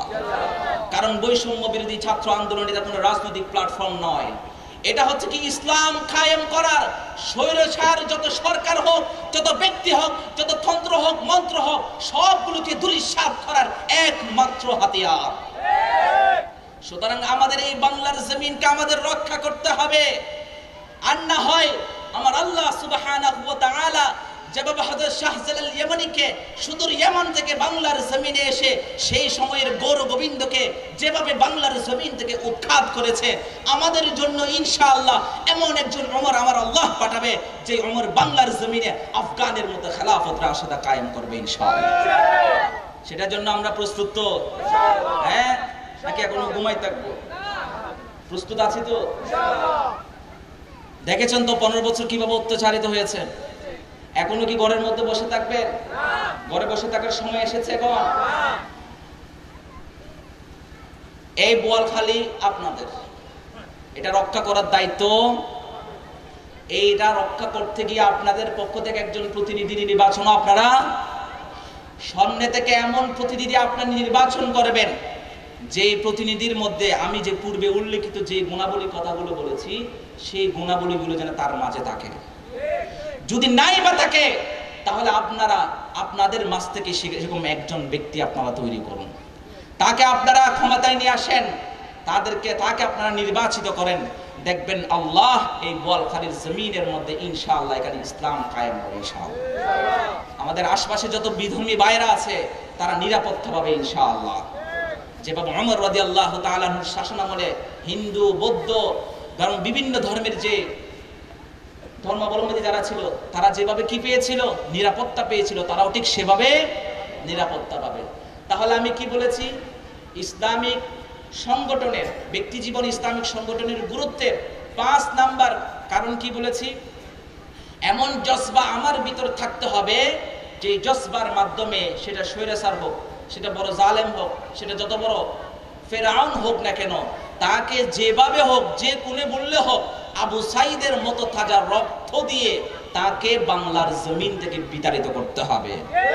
এটাই হলো তার জ্বলন্ত প্রমাণ। আবু সাইদ, এটা আমি আর আপনার মতো একজন সন্তান, তারও বাবা মা আছে, আমারও বাবা মা আছে, কিন্তু একজন আবু সাইদ যে বীরঙ্গের মতো যেভাবে বুক পেতিয়ে নিজের বক্ষকে সেদিন স্বাধীনতার জন্য তিনি উৎসর্গ করেছিলেন, সেখান থেকে এটা প্রমাণিত হয় ওই বাংলার মানুষ ঘরে আর বসে থাকার সময় নাই। যখন বাংলার জমিনে যখন কোনো ধরনের স্বৈরাচার তন্ত্র যখন দেখা দিবে, বাংলার জমিনের মানুষ কখনো ঘরে বসে থাকতে পারে না। কারণ যে সমস্ত ভাইয়েরা ঘরের মধ্যে বসে থাকবে, আমি বলবো তাদেরকে ঘরের মধ্যে চুরি পরাই দেন। তাদেরকে কি পরাই দেন? দেখবেন এই আন্দোলনের মধ্যে অনেক ভাইরা, ইভেন আমি নিজে, যেদিন স্বাধীনতা হয়েছে সেই স্বাধীন হওয়ার আগে আল্লাহ হয়তো আমার হায়াত ছিল, হয়তো আজকের এই মাহফিল হয়তো আপনার সামনে কথা বলার মতো হতে শুরু। এদিকে ছাত্রলীগ, এদিকে যুবলীগ, মাঝখানে আমরা 4-5 জন হতে পারো। সেই দিন যদি আমাদের পাশে যদি আর্মি না থাকতো, তারা আমাদেরকে এই লুপে ভাবে কোপাইতো। আমার সাথে একটা ছোট ভাই ছিল, মাত্র ক্লাস 10 এর পরীক্ষা দিয়েছে, হ্যাংলা, তারে কুপাইয়া পুরা এই জিনিসটা ইলমিয়া করে ফেলছে, পিছনে কুপাইছে। কেমনে কি? এটা কি বাংলাদেশ? আমরা কি এমন দেশ চেয়েছি? হ্যাঁ, 1971 সালে কি আমরা এই জন্য দেশ স্বাধীন করেছি? আমি তো সব সময় বলি 1971 সালে বাংলার স্বাধীনতা যেটা হয়েছে সেটা হয়েছে পতাকার, সেটা হয়েছে ভূখণ্ডের। আর 2024 সালের যে 5 আগস্ট যে স্বাধীনতা হয়েছে সেটা হলো বাংলার জনতা। এই বাংলার জনতা যে স্বাধীনতা তারা ফিরে পেয়েছে, সেই স্বাধীনতা আমাদের রক্ষা করতে হবে। স্বাধীনতা পাওয়া যেমন কঠিন, স্বাধীনতা রক্ষা করাও কঠিন। আমাদের বাংলাদেশের বর্তমান অবস্থা খুবই খারাপ। এই মুহূর্তে আমরা যদি এই বাংলার জমিনকে যদি আমরা আমাদের মতো করে যদি না সাজাই, আমরা যদি এখনো কাদা চিটাচিটির মধ্যে যদি লেগে যায়, বাংলার জমিনে কখনো ঐক্য প্রতিষ্ঠা করা যাবে? এই বাংলার জমিনে বৈষম্য বিরোধী ছাত্র আন্দোলন যে মেসেজ আমাদেরকে দিয়েছে, ও আমার মুসলমান ভাইয়েরা, ও আমার ধর্মীয় ভাইয়েরা, আপনাদের কাছে আমার এক আকুল আবেদন, আপনাদের কাছে আমার এক আকুল আবেদন, কে কওমি, কে ওয়াহাবি, কে সুন্নি, কে গৌসিয়া, কে আহলে হাদিস, এই সবগুলো দলাদলি বাদ দেন, সবাইকে এক প্ল্যাটফর্মে নিয়ে আসেন, কারণ সবাই একজন খোদাকে মানি, তিনি কে? সবাই এক রাসূলকে শেষ রাসূল হিসাবে মানি, কি তিনি কে? তাহলে আমাদের মাঝে কেন এত কাদা ছুটাছুটি? হ্যাঁ, এই তো কওমি মাদ্রাসা, এর তো আমাদের এখানে দাওয়াত দেওয়া যাবে না, এই তো গৌসিয়া, এর তো আমাদের এখানে দাওয়াত দেওয়া, কেন ভাই? আমি এই জিনিসটা আমার মাথায় আসে না, আমার এই জিনিসটা মাথায় আসে না। আমি যখন চিটাগং যখন জুমা পড়াতাম, তো জুমা পড়াতে ফলে আমার বক্তব্যের ধরন মানুষ মনে করতো যে মনে হয় কওমি মাদ্রাসা, ওয়াহাবি। এরপর আবার বলতেছে যে না, এ ওয়াহাবি না, এ হচ্ছে জামাত, এখানে জামাতের সিন্ডিকেট বাস্তবায়ন করার জন্য আসছে। এরপর বলতেছে না, এই তো জামাত না, এই তো মনে হচ্ছে এ মনে হচ্ছে বাদ্যস্বরূপের কোনো লোক দুঃখ হবে আর কি। আবার কিছুদিন পরে যে গৌসিয়া বলছে না, এ গৌসিয়া তো ইয়াতিয়া করে, এগুলো হবে না। এক পর্যায়ে আমি যখন সবগুলো যখন আমার কানে আসলো, আমি আমার সকল সার্টিফিকেট তাদেরকে দেখালাম যে আমার সার্টিফিকেট আছে, আমার সার্টিফিকেট আমার কথা বলবো। সর্বশেষ আমার পরিচয়, আমি একজন ইউনিভার্সিটি স্টুডেন্ট, আমি একজন ভার্সিটির ছাত্র, আমি একটা জেনারেল সাবজেক্ট নিয়ে পড়াশোনা করি, ইংলিশ নিয়ে আমি পড়াশোনা করি। তাহলে তুমি কি এখন আমাকে বলবে যে আমি গৌসিয়া? হ্যাঁ, এখন তারা কেন ভাই এই খাদা ছুটাছুটি কেন? গৌসিয়া সে যদি মারা যায়, তার পিছনে আপনারা জানাজা করবেন না? বলেন না, করবেন না? তাকেও আমাদের মতো মুসলমানদের মতো সারাদিন হাত মাটিতে দাফন করবেন না? সাদা কাপড় দিয়ে মোড়ানা দাফন করা যায় না? গোসল করানো হয় না? যে সুন্নি মারা গেল, তাকেও কি সেম জানাজা পড়ায়, তারপর হচ্ছে কি কাফন দাফন দিয়ে তার আপনারা দাফন দেন না? যে ওয়াহাবি মারা গেল, তাকেও গোসল দেন, পিছনে জানাজা পড়ান, তারপর হচ্ছে কি সেম পদ্ধতিতে কাফন দাফন করান। যে আহলে হাদিস বলেন, তাকেও জানাজা পড়ান, গোসল দেন, সেম পদ্ধতিতে আপনারা কি করেন? সবকিছু করেন। তাহলে তো কোনো পার্থক্য নাই, তাহলে মতের মধ্যে পার্থক্য আসবে? হ্যাঁ, বলেন না? যতদিন পর্যন্ত এই কাদা ছুটাছুটি আমাদের মাঝে বন্ধ হবে না, ততদিন পর্যন্ত যদি আমরা এটা কল্পনা করি যে ইসলামিক শাসন ব্যবস্থা আমরা কায়েম করব, আল্লাহর কসম করে বলতেছে জিন্দেগিতে সেটা কায়েম হবে না, জিন্দেগিতে কায়েম হবে না। আফগান তালেবান, তাদের মধ্যে কি বিভিন্ন মতাদর্শ ছিল না? তাদের মধ্যে আহলে হাদিস ছিল না? হানাফি ছিল না? শাফিঈ ছিল না? মালিকি ছিল না? হাম্বলি ছিল না? তারা কি সেখানে কি আকীদাগতভাবে দ্বন্দ্ব লেগেছিল? তো সেই সময় তারা এই জিনিসটা চিন্তা করেছিল, কে হানাফি, কে হাম্বলি, কে মালিকি, এটা আমাদের দেখার সময় নাই। আমাদের একমাত্র পরিচয় আমরা হলো মুহাম্মাদি। সুতরাং আমরা সকলে মুহাম্মাদি সেই স্লোগানকে এগিয়ে নিয়ে মুহাম্মাদির কাতারে এক হয়ে যত ধরনের ধুরাশয় আছে, যত ধরনের অমুসলিম আছে, যত দূষর আছে, তাদেরকে এক যুগে হয়ে তাদেরকে বাংলার জমিন থেকে বিতাড়িত করতে হবে। জশ্নে জুলুসে সময় যে লক্ষ লক্ষ মানুষ জমায়েত হয়ে পুরা চট্টগ্রামের মাটি আপনারা ধন্য করে দেন, সেরকম যখন বাংলার আনাচে কানাচে থেকে যখন আল্লাহ রসুলকে নিয়ে যখন কটাক্ত হয়, তখন আপনাদের এই জমায়েত যায় কোথায়? আমি তো চাই এই জমায়েত যদি বাংলার প্রত্যেকটা অঞ্চল থেকে যদি হয়, তাহলে বাংলার জমিনে আল্লাহ রসুলকে নিয়ে কটূক্তি করার মতো একটা পিঁপড়াও খুঁজে পাবে না ইনশাআল্লাহ। সুতরাং আমরা জশ্নে জুলুসে ঈদে মিলাদুন নবী এটা কি শুধু 12 রবিউল আউয়াল করব, নাকি যখনই বাংলার কোনো অঞ্চল থেকে ইসলাম বিদ্বেষী যখন আমরা কোনো খবর পাবো, নাকি তখন সেই আন্দোলন করে তুলব? এটা একটা বিপ্লব। জশ্নে জুলুসে ঈদ একটা বিপ্লব। গোটা বিশ্ব দেখো মুসলমানদের জমায়েত কি, এটা হলো মুসলমানদের শক্তি। আমরা শুধু সেই শক্তি শুধু 12 রবিউল দেখাতে চাই না, আমরা সেই শক্তি সর্ব অবস্থায় দেখব। যখন বাংলার জমিনে কোনো স্বৈরাচারকে পতনের, যখন বাংলা জমিনে যখন দুর্নীতি, চাঁদাবাজি, রাহাজানি যখন বেড়ে যাবে, তখন এই আন্দোলন আমাদেরকে আবার নতুন ভাবে গড়ে তুলতে হবে। তাহলে সুতরাং এখান থেকে আমরা কি প্রমাণিত হয়েছি? এখান থেকে যে প্রমাণিত সেটা হলো বাংলার জমিনে পূর্ববর্তী যে স্বৈরাচার সরকার আমাদের উপর যে নিপীড়ন করেছে, যে হাজার হাজার কোটি টাকা সে আত্মসাৎ করে নিয়ে গেছে, এই টাকাকে আমরা আর ফিরে পাবো? এগুলো কার টাকা? কিসে আপনাদের টাকা? ওই যে আপনারা সাবান 10 টাকা দামের সাবান 20 টাকা কিনেন, 40 টাকা দামের পেঁয়াজ 100 টাকা দিয়ে কিনেন, 100 টাকা দামের তেল আপনারা 170 টাকা দিয়ে কিনেন। এগুলো কার টাকা যাচ্ছে? আপনি কোনো ভালো রেস্টুরেন্টে খেতে যান, এখানে ব্যাট নিয়ে নিবে কত পার্সেন্ট, 7% বা 10% ব্যাট নিয়ে নিবে।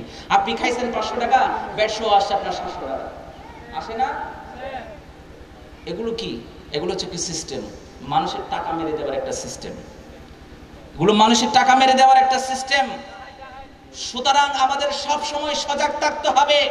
বোয়ালখালীর ইউনিয়নের যেখানে আপনারা ছাদাবাস দেখবেন, যেখানে রাহাজানি দেখবেন, যেখানে ধর্ষক দেখবেন, ইফতিজার দেখবেন, সাথে সাথে আপনারা সদল বলে তাদেরকে রুখে দেওয়ার জন্য দাঁড়িয়ে যেতে হবে। অন্যথায় আপনাদের মাঝে আবার ইসলামী যে সুশাসন ব্যবস্থা সেটা ফিরে পাওয়া অনেক কঠিন হয়ে যাবে। সুতরাং তাহলে একজন ইসলামিক সংগঠক যদি ব্যক্তি জীবনে যদি নিজের মাঝে প্রয়োগ করতে চায়, তাহলে ৫ম নম্বর সেটা হলো এমন এক জজবা তৈরি করতে হবে যেই জজবা বৈষম্য বিরোধী ছাত্র আন্দোলন না করেছিল, যখন তারা আন্দোলনে নেমেছিল তখন বাংলার মানুষ তাদের সেই আন্দোলনকে সাপোর্ট করে নাই। বলেছে 18 সালেও তো সেম আন্দোলন হয়েছে, কি হয়েছে? কিছু তো হয় নাই। যখন দেখতেছে যে না আন্দোলন তো গোড়া হচ্ছে, এরপরে আসলো কি মাদ্রাসা ছাত্ররা, এরপর আসলো বামরা, এরপর আসলো ডানরা, এরপর আসলো নাস্তিকরা, এরপর আসলো ভার্সিটি শিক্ষকরা, এরপর আসলো কারা, ঘরের মা বোনরাও চলে আসছে। এভাবে আন্দোলনের একটা জজবা তৈরি করতে হবে। সর্বশেষ ৬ষ্ঠ নম্বর সেটা হলো আব্দুল্লাহ ইবনে হুযাফার মতো ঈমানি শক্তি তৈরি করতে হবে। সেই ঈমানি শক্তি কি? আল্লাহ রাসূল সাল্লাল্লাহু আলাইহি ওয়াসাল্লামের খলিফা হযরত ওমর ইবনে আল খাত্তাব রাদিয়াল্লাহু তাআলা আনহুর যুগে একটা ছোট বাহিনী নিয়ে আব্দুল্লাহ ইবনে হুযাফা রাদিয়াল্লাহু তাআলা আনহু মাত্র 50 জনের একটা বাহিনী নিয়ে তিনি রওনা হয়েছিলেন। রওনা হওয়ার পরে প্রতিমধ্যে রোম সম্রাট ছিল সেই সময়, রোম সম্রাট তাদেরকে গ্রেফতার করে ফেললো, যে তাদেরকে গ্রেফতার করে নিয়ে আসো। গ্রেফতার করে যখন আনা হলো, তাদের ঈমানি পরীক্ষা করবে, যে দেখো এই মুসলমানদের যে ঈমান সম্পর্কে আমরা শুনেছি, দেখি একটা পরীক্ষা করে দেখি তাদের ঈমানি পরীক্ষা, যে তাদের কাছে তাদের ঈমান কত দাম। বাশার রোম সম্রাট সেই সময়ের যে দলনেতা আব্দুল্লাহ ইবনে হুযাফা রাদিয়াল্লাহু তাআলা আনহুকে ডাকলেন, তাকে কিছু অফার দিলেন, হে আব্দুল্লাহ ইবনে হুযাফা, তুমি যদি তোমার ধর্ম ত্যাগ করে যদি আমার ধর্মের মধ্যে ফিরে আসো, তাহলে আমি তোমাকে এই যে আমার রোমের যে রাজত্ব, এখান থেকে একটা রাজত্ব আমি তোমাকে দিব, একটা সর্বোচ্চ পদের মধ্যে আমি তোমাকে বসাবো। শুধু এটা নাই, এবং আমার একজন সুন্দরী রমণী আছে, সেই সুন্দরী রমণীর সাথেও তোমাকে বিয়ে দিব। সেদিন আব্দুল্লাহ ইবনে হুযাফা রাদিয়াল্লাহু তাআলা আনহু বলিষ্ঠ কণ্ঠে সেদিন বলেছিলেন, ইয়া খালবার রোম, হে রোমের কুকুর, তোমরা মুসলমানদের ঈমানদেরকে কি মনে করেছ? মুসলমানদের ঈমানের কাছে এই রোম সম্রাট, পারস্য সম্রাটের যে রাজত্ব আছে, সেই রাজত্ব কিছু নয়। তুমি যদি আমাকে পুরা পৃথিবী যদি আমার নামে লিখে দাও, আমি যে আদর্শ নিজের মাঝে ধারণ করেছি, যে ধর্ম নিজে গ্রহণ করেছি, সেই ধর্ম থেকে আমি এক মুহূর্তের জন্য পিছপা হব না। এক পর্যায়ে আব্দুল্লাহ ইবনে হুযাফার এমন বীরত্ব ভাতা ভাষণ যখন দেখে, আব্দুল্লাহ ইবনে হুযাফা বলে যে বেটা তো গরম, এরা তো শাস্তি দিতে হবে, এটা অফারের কাজ হবে না। জেলারদেরকে বলা হলো যে এদের সকলকে কি দেন, জেলের মধ্যে ঢুকাই দেন, এদের সকলকে কি দেন, জেলের মধ্যে ঢুকাই দেন। এবং বলা হলো, ডাক্তার ঠিক করা হলো কি, যে বলা হলো যে তাদেরকে নির্দিষ্ট সময় পরিমাণ কোনো খাবার দেওয়া যাবে না। যখন তারা ক্ষুধার্ত যখন হবে, এমন অবস্থা যখন হবে তারা মরে যাবে, মৃত্যুবরণ করবে, এমন যদি পরিস্থিতি হয়, তাহলে কি করবে? সেই সময়ে যে মুসলমানদের ধর্মের মধ্যে যে খাবার হারাম, তথা শুয়োরের মাংস এবং মদের বোতল দেবে। দেখো সেই সময় তারা খায় কি। এখন মুসলমানদের এমন এক করুণ পরিস্থিতি হয়ে গেছে, কিছু নাই খাওয়ার মতো। শেষ পর্যায়ে কি দিল? মদের বোতল এবং কি দিল? শুকরের মাংস দিল। শুকরের মাংস দেওয়ার পরে আব্দুল্লাহ ইবনে হুযাফা রাদিয়াল্লাহু তাআলা আনহু চিন্তা করলেন, হায় রে, এই বাদশা তো আমাদের ঈমানই পরীক্ষা করতেছে। আমি যদি কোনো কারণে যদি এই শুকরের মাংস যদি আমি খাই, হয়তো সাময়িক সময়ের জন্য আমি বেঁচে যাব, কিন্তু আমার ইসলাম তো ভুলণ্ঠিত হয়ে যাবে, আমার ইসলাম তো তার কাছে ছোট হয়ে যাবে। আমি একজন আব্দুল্লাহ ইবনে হুযাফা যদি আমার ইসলামকে সমুন্নত করার জন্য যদি জীবন দিতে হয়, আমি আব্দুল্লাহ ইবনে হুযাফা জীবন দিতে রাজি, কিন্তু এই মদ এবং শুকরের পেয়ালা আমি খেতে রাজি নয়। এই কথা বলে লাথি মেরে সেই শুকরের পেয়ালা এবং মদের বোতল সে ফেলে দেয়। এক পর্যায়ে সেই খবর চলে যায় বাদশার কাছে, যে বাদশা, শুকরের মাংস এবং মদের পেয়ালা দেওয়া হলো, সে তো লাথি মেরে ফেলে দিল। ডাক্তারকে ডেকে আনা হলো, ডাক্তারকে বললো, কি রে, তুই না বলছস ওরা না খাইলে শারীরিক শক্তি কমে যাবে, তাহলে লাথি মেরে যে এগুলো ফেলে দেওয়ার এই শক্তি আসলো কোত্থেকে? ডাক্তার বললো যে আমাদের যত ডাক্তারি পরীক্ষা আছে এ থেকে যে এটা বোঝা যায় একজন ব্যক্তি এতদিন না খেলে তার যে শারীরিক শক্তি কমে যায় সেটা আমি জানি, কিন্তু এটা শারীরিক শক্তি নেই, এটার ভিতর নিশ্চয়ই কোনো মানসিক শক্তি আছে, কোনো হৃদয় ভিত্তিক শক্তি আছে, যে কোনো আধ্যাত্মিক শক্তি আছে, যেই শক্তি যাকে তাকে দেয় না, যেই শক্তি আল্লাহ সেই সমস্ত ব্যক্তিগুলোকে দেয়, যেই ব্যক্তি তাদের নিজের জীবনকে একমাত্র ইসলামের সম্মানকে সমুন্নত করার জন্য উৎসর্গ করে। এরপরে বলল যে এদেরকে এখানে আনা হোক, এদেরকে তো এই শাস্তি দিয়েও হচ্ছে না। সর্বশেষ বলা হলো যে বড় বড় ডেক পাকানো হোক, ডেকের মধ্যে গরম পানি রাখা হোক, এই গরম পানি উত্তপ্ত করা হোক। বিশাল বিশাল খাজা বাবার ডেক আনা হলো, উত্তপ্ত করা হলো, গরম। আব্দুল্লাহ ইবনে হুযাফা এবং তার সতীবঙ্গদেরকে সবাইকে সারিবদ্ধ বসালেন। অর্ডার করা হলো একজন সাথীকে এখানে নিক্ষেপ করা হোক, একজন সাথীকে সেখানে নিক্ষেপ করা হলো। মুহূর্তের মধ্যে তার পুরো শরীর থেকে কঙ্কাল আলাদা হয়ে গেল এবং সে সাহাবী সেখানে সাথে সাথে সে শহীদ হয়ে গেল। এমন দৃশ্য দেখার পরে আব্দুল্লাহ ইবনে হুযাফা রাদিয়াল্লাহু তাআলা আনহু চোখ দিয়ে পানি চলে আসলো। এই রুমের বাদশা সেই বিষয়টা খেয়াল করলো, এই বুঝে সে ভয় পাইছে, এবার মনে হয় সে তার ধর্ম থেকে সে ফিরে আসবে, মনে হয় সে লাইনে আসবে। এবার বলা হলো আব্দুল্লাহ বিন হুযাফাকে নিয়ে আসো, ওকে ফেলো। যখন আব্দুল্লাহ ইবনে হুযাফা যখন আনা হচ্ছিল তখন তার চোখ দিয়ে পানি বের হচ্ছিল। এই দৃশ্য দেখুন রুমের বাদশা দেখলো, তখন সে চিন্তা করলো যে নিশ্চয়ই এবার মনে হয় সে সমঝোতার মধ্যে আসবে, এই মনে হয় ভয় পেয়ে গেছে। তো বললো যে থামাও। আব্দুল্লাহ ইবনে হুযাফাকে ডাকা হলো, তুমি কেন কান্না করছো? তুমি কি চাও সমঝোতার মধ্যে আসতে চাও? ও বোয়াল খালের মানুষ, সেদিন আব্দুল্লাহ বিন হুযাফা কি উত্তর দিয়েছিল? সেদিন আব্দুল্লাহ বিন হুযাফা সমস্যার কণ্ঠে উত্তর দিয়েছিল, ইয়া কালবার রুম, এই রুমের কুকুর, আমার চোখ দিয়ে যে পানি বের হচ্ছে সেটা কোনো ভয়ের পানি নয়। আমি তো এই জন্য কাঁদছি না যে একটু পরে আমার মৃত্যু হবে, আমি কান্না করছি, কান্নার মাধ্যমে আমার আল্লাহর কাছে একটা ফরিয়াদ জানাচ্ছি, ইয়া আল্লাহ, আপনি তো আমাকে একটা মাত্র জীবন দিয়েছেন, আপনি আমাকে 1000 জীবন দিতেন, আমি আব্দুল্লাহ ইবনে হুযাফা একটা জীবন উৎসর্গ করে একজন ইমানদারের কাছে তার ঈমানের কত মূল্য সেটা আমি দেখাই দিতাম। আব্দুল্লাহ বিন হুযাফা রাদিয়াল্লাহু তাআলা আনহুর এমন বীরত্ব গাথা যখন হুঙ্কার শুনলো, রোমের সম্রাট ভয় পেয়ে গেল, হায় রে, এ তো মানুষ না, কি বলে একটা জীবন, যদি 1000 জীবন থাকলো বলে প্রত্যেকটা জীবন বলে সেই বলে নিজের ইসলামের জন্য ঈমানের জন্য উৎসর্গ করতো, তাহলে তো মানুষ না। এখন তাকে তো হুট করে ছেড়ে দেওয়া যায় না, একটা সমঝোতার মধ্যে আসতে হবে। তখন সে সর্বশেষ একটা প্রস্তাব দিল, ভাই সমস্যা নাই, তুই আমার কপালে একটা চুমা দে, আমি তোদের সবাইকে ছেড়ে দেব। আমার কপালে একটা চুমা দে, আমি কি করে দিব? ছেড়ে দেব। আব্দুল্লাহ ইবনে হুযাফা বলেন, আমাকে যদি ছেড়ে দেওয়া হয়, আমি যদি চুমা দিই, শুধু কি আমাকে ছেড়ে দিবে নাকি আমার সাথীদেরকে? বলছে তোমার সাথী এবং যাদের ছাড়তে বলবে সবাইকে ছেড়ে দিবে, তারপর শুধু একটা চুমা দিলে হবে। সে আব্দুল্লাহ ইবনে হুযাফা নিজের গায়ের মধ্যে লাগতেছে, তো সেই জন্য সে সরাসরি চুমা না করে তার যে কাপড়ে যে আস্তিন ছিল সেই আস্তিনটা সেই রোম সম্রাটের কপালে বসালো, সেই আস্তিনের উপর একটা চুমো দিল। রোম সম্রাট বলল, সমস্যা নাই, চুমা তো দিল, আস্তিনের উপর হোক যেটার উপর হোক, চুমা তো দিল। এরপরে সে সকল সাথীবর্গদের সে ছেড়ে দিল। এই খবর চলে গেল ওমর রাদিয়াল্লাহু তাআলা আনহুর কাছে। ওমর রাদিয়াল্লাহু তাআলা আনহু এই ঘটনা শোনার পরে মদিনার যত সাহাবী ছিল সকলকে বলল, চলো নেমে পড়ি, বেরিয়ে পড়ি, আমার আব্দুল্লাহ ইবনে হুযাফাকে আমাদের ইস্তেকবালের জন্য বের হতে হবে। যে আব্দুল্লাহ ইবনে হুযাফা পৃথিবীর সবচেয়ে বড় সুপার পাওয়ার, রোম সম্রাটের সামনে গিয়ে নিজের ঈমানকে বিক্রি না করে ইসলামকে সমুন্নত করে এসেছে। এরপরে আব্দুল্লাহ ইবনে হুযাফাকে তিনি ইস্তেকবাল করলেন। ইস্তেকবাল করার পরে এরপরে বলল, এই যে আব্দুল্লাহ ইবনে হুযাফা, তুমি হলো আমার ইসলাম ধর্মের সবচেয়ে বড় গর্ব।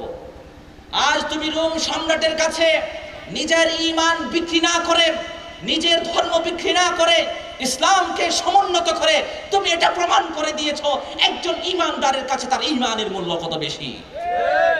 সুতরাং একজন যদি ইসলামিক সংগঠন যদি হতে চায়, ব্যক্তি জীবনে ইসলামিক সংগঠনের সবচেয়ে বড় যেটা গুণাবলী, সেই 6 নম্বর গুণাবলী হলো তার এমন ঈমানি জজবা থাকতে হবে, সেই যেই জালেম শাসক হোক না কেন, জালেম শাসকের জিন্দানখানা হোক না কেন, যেখানে সেই দাঁড়াক না কেন, তাকে যত অত্যাচার করা হোক না কেন, সে তার অবস্থান থেকে এক মুহূর্তের জন্য পিছপা হবে না। আমরা তো কাদের সন্তান? আমরা তো এমন এক উত্তরসূরি সন্তান, আমরা তো ইমাম আযম আবু হানিফা রাহিমাহুল্লাহর সন্তান, যিনি ইসলামের জন্য নিজের জীবন উৎসর্গ করে দিয়েছেন। আমরা তো ইমাম আহমদ ইবনে হাম্বল রাহিমাহুল্লাহর সন্তান, যে নিজের জীবনকে উৎসর্গ করে দিয়েছেন ইসলামের জন্য।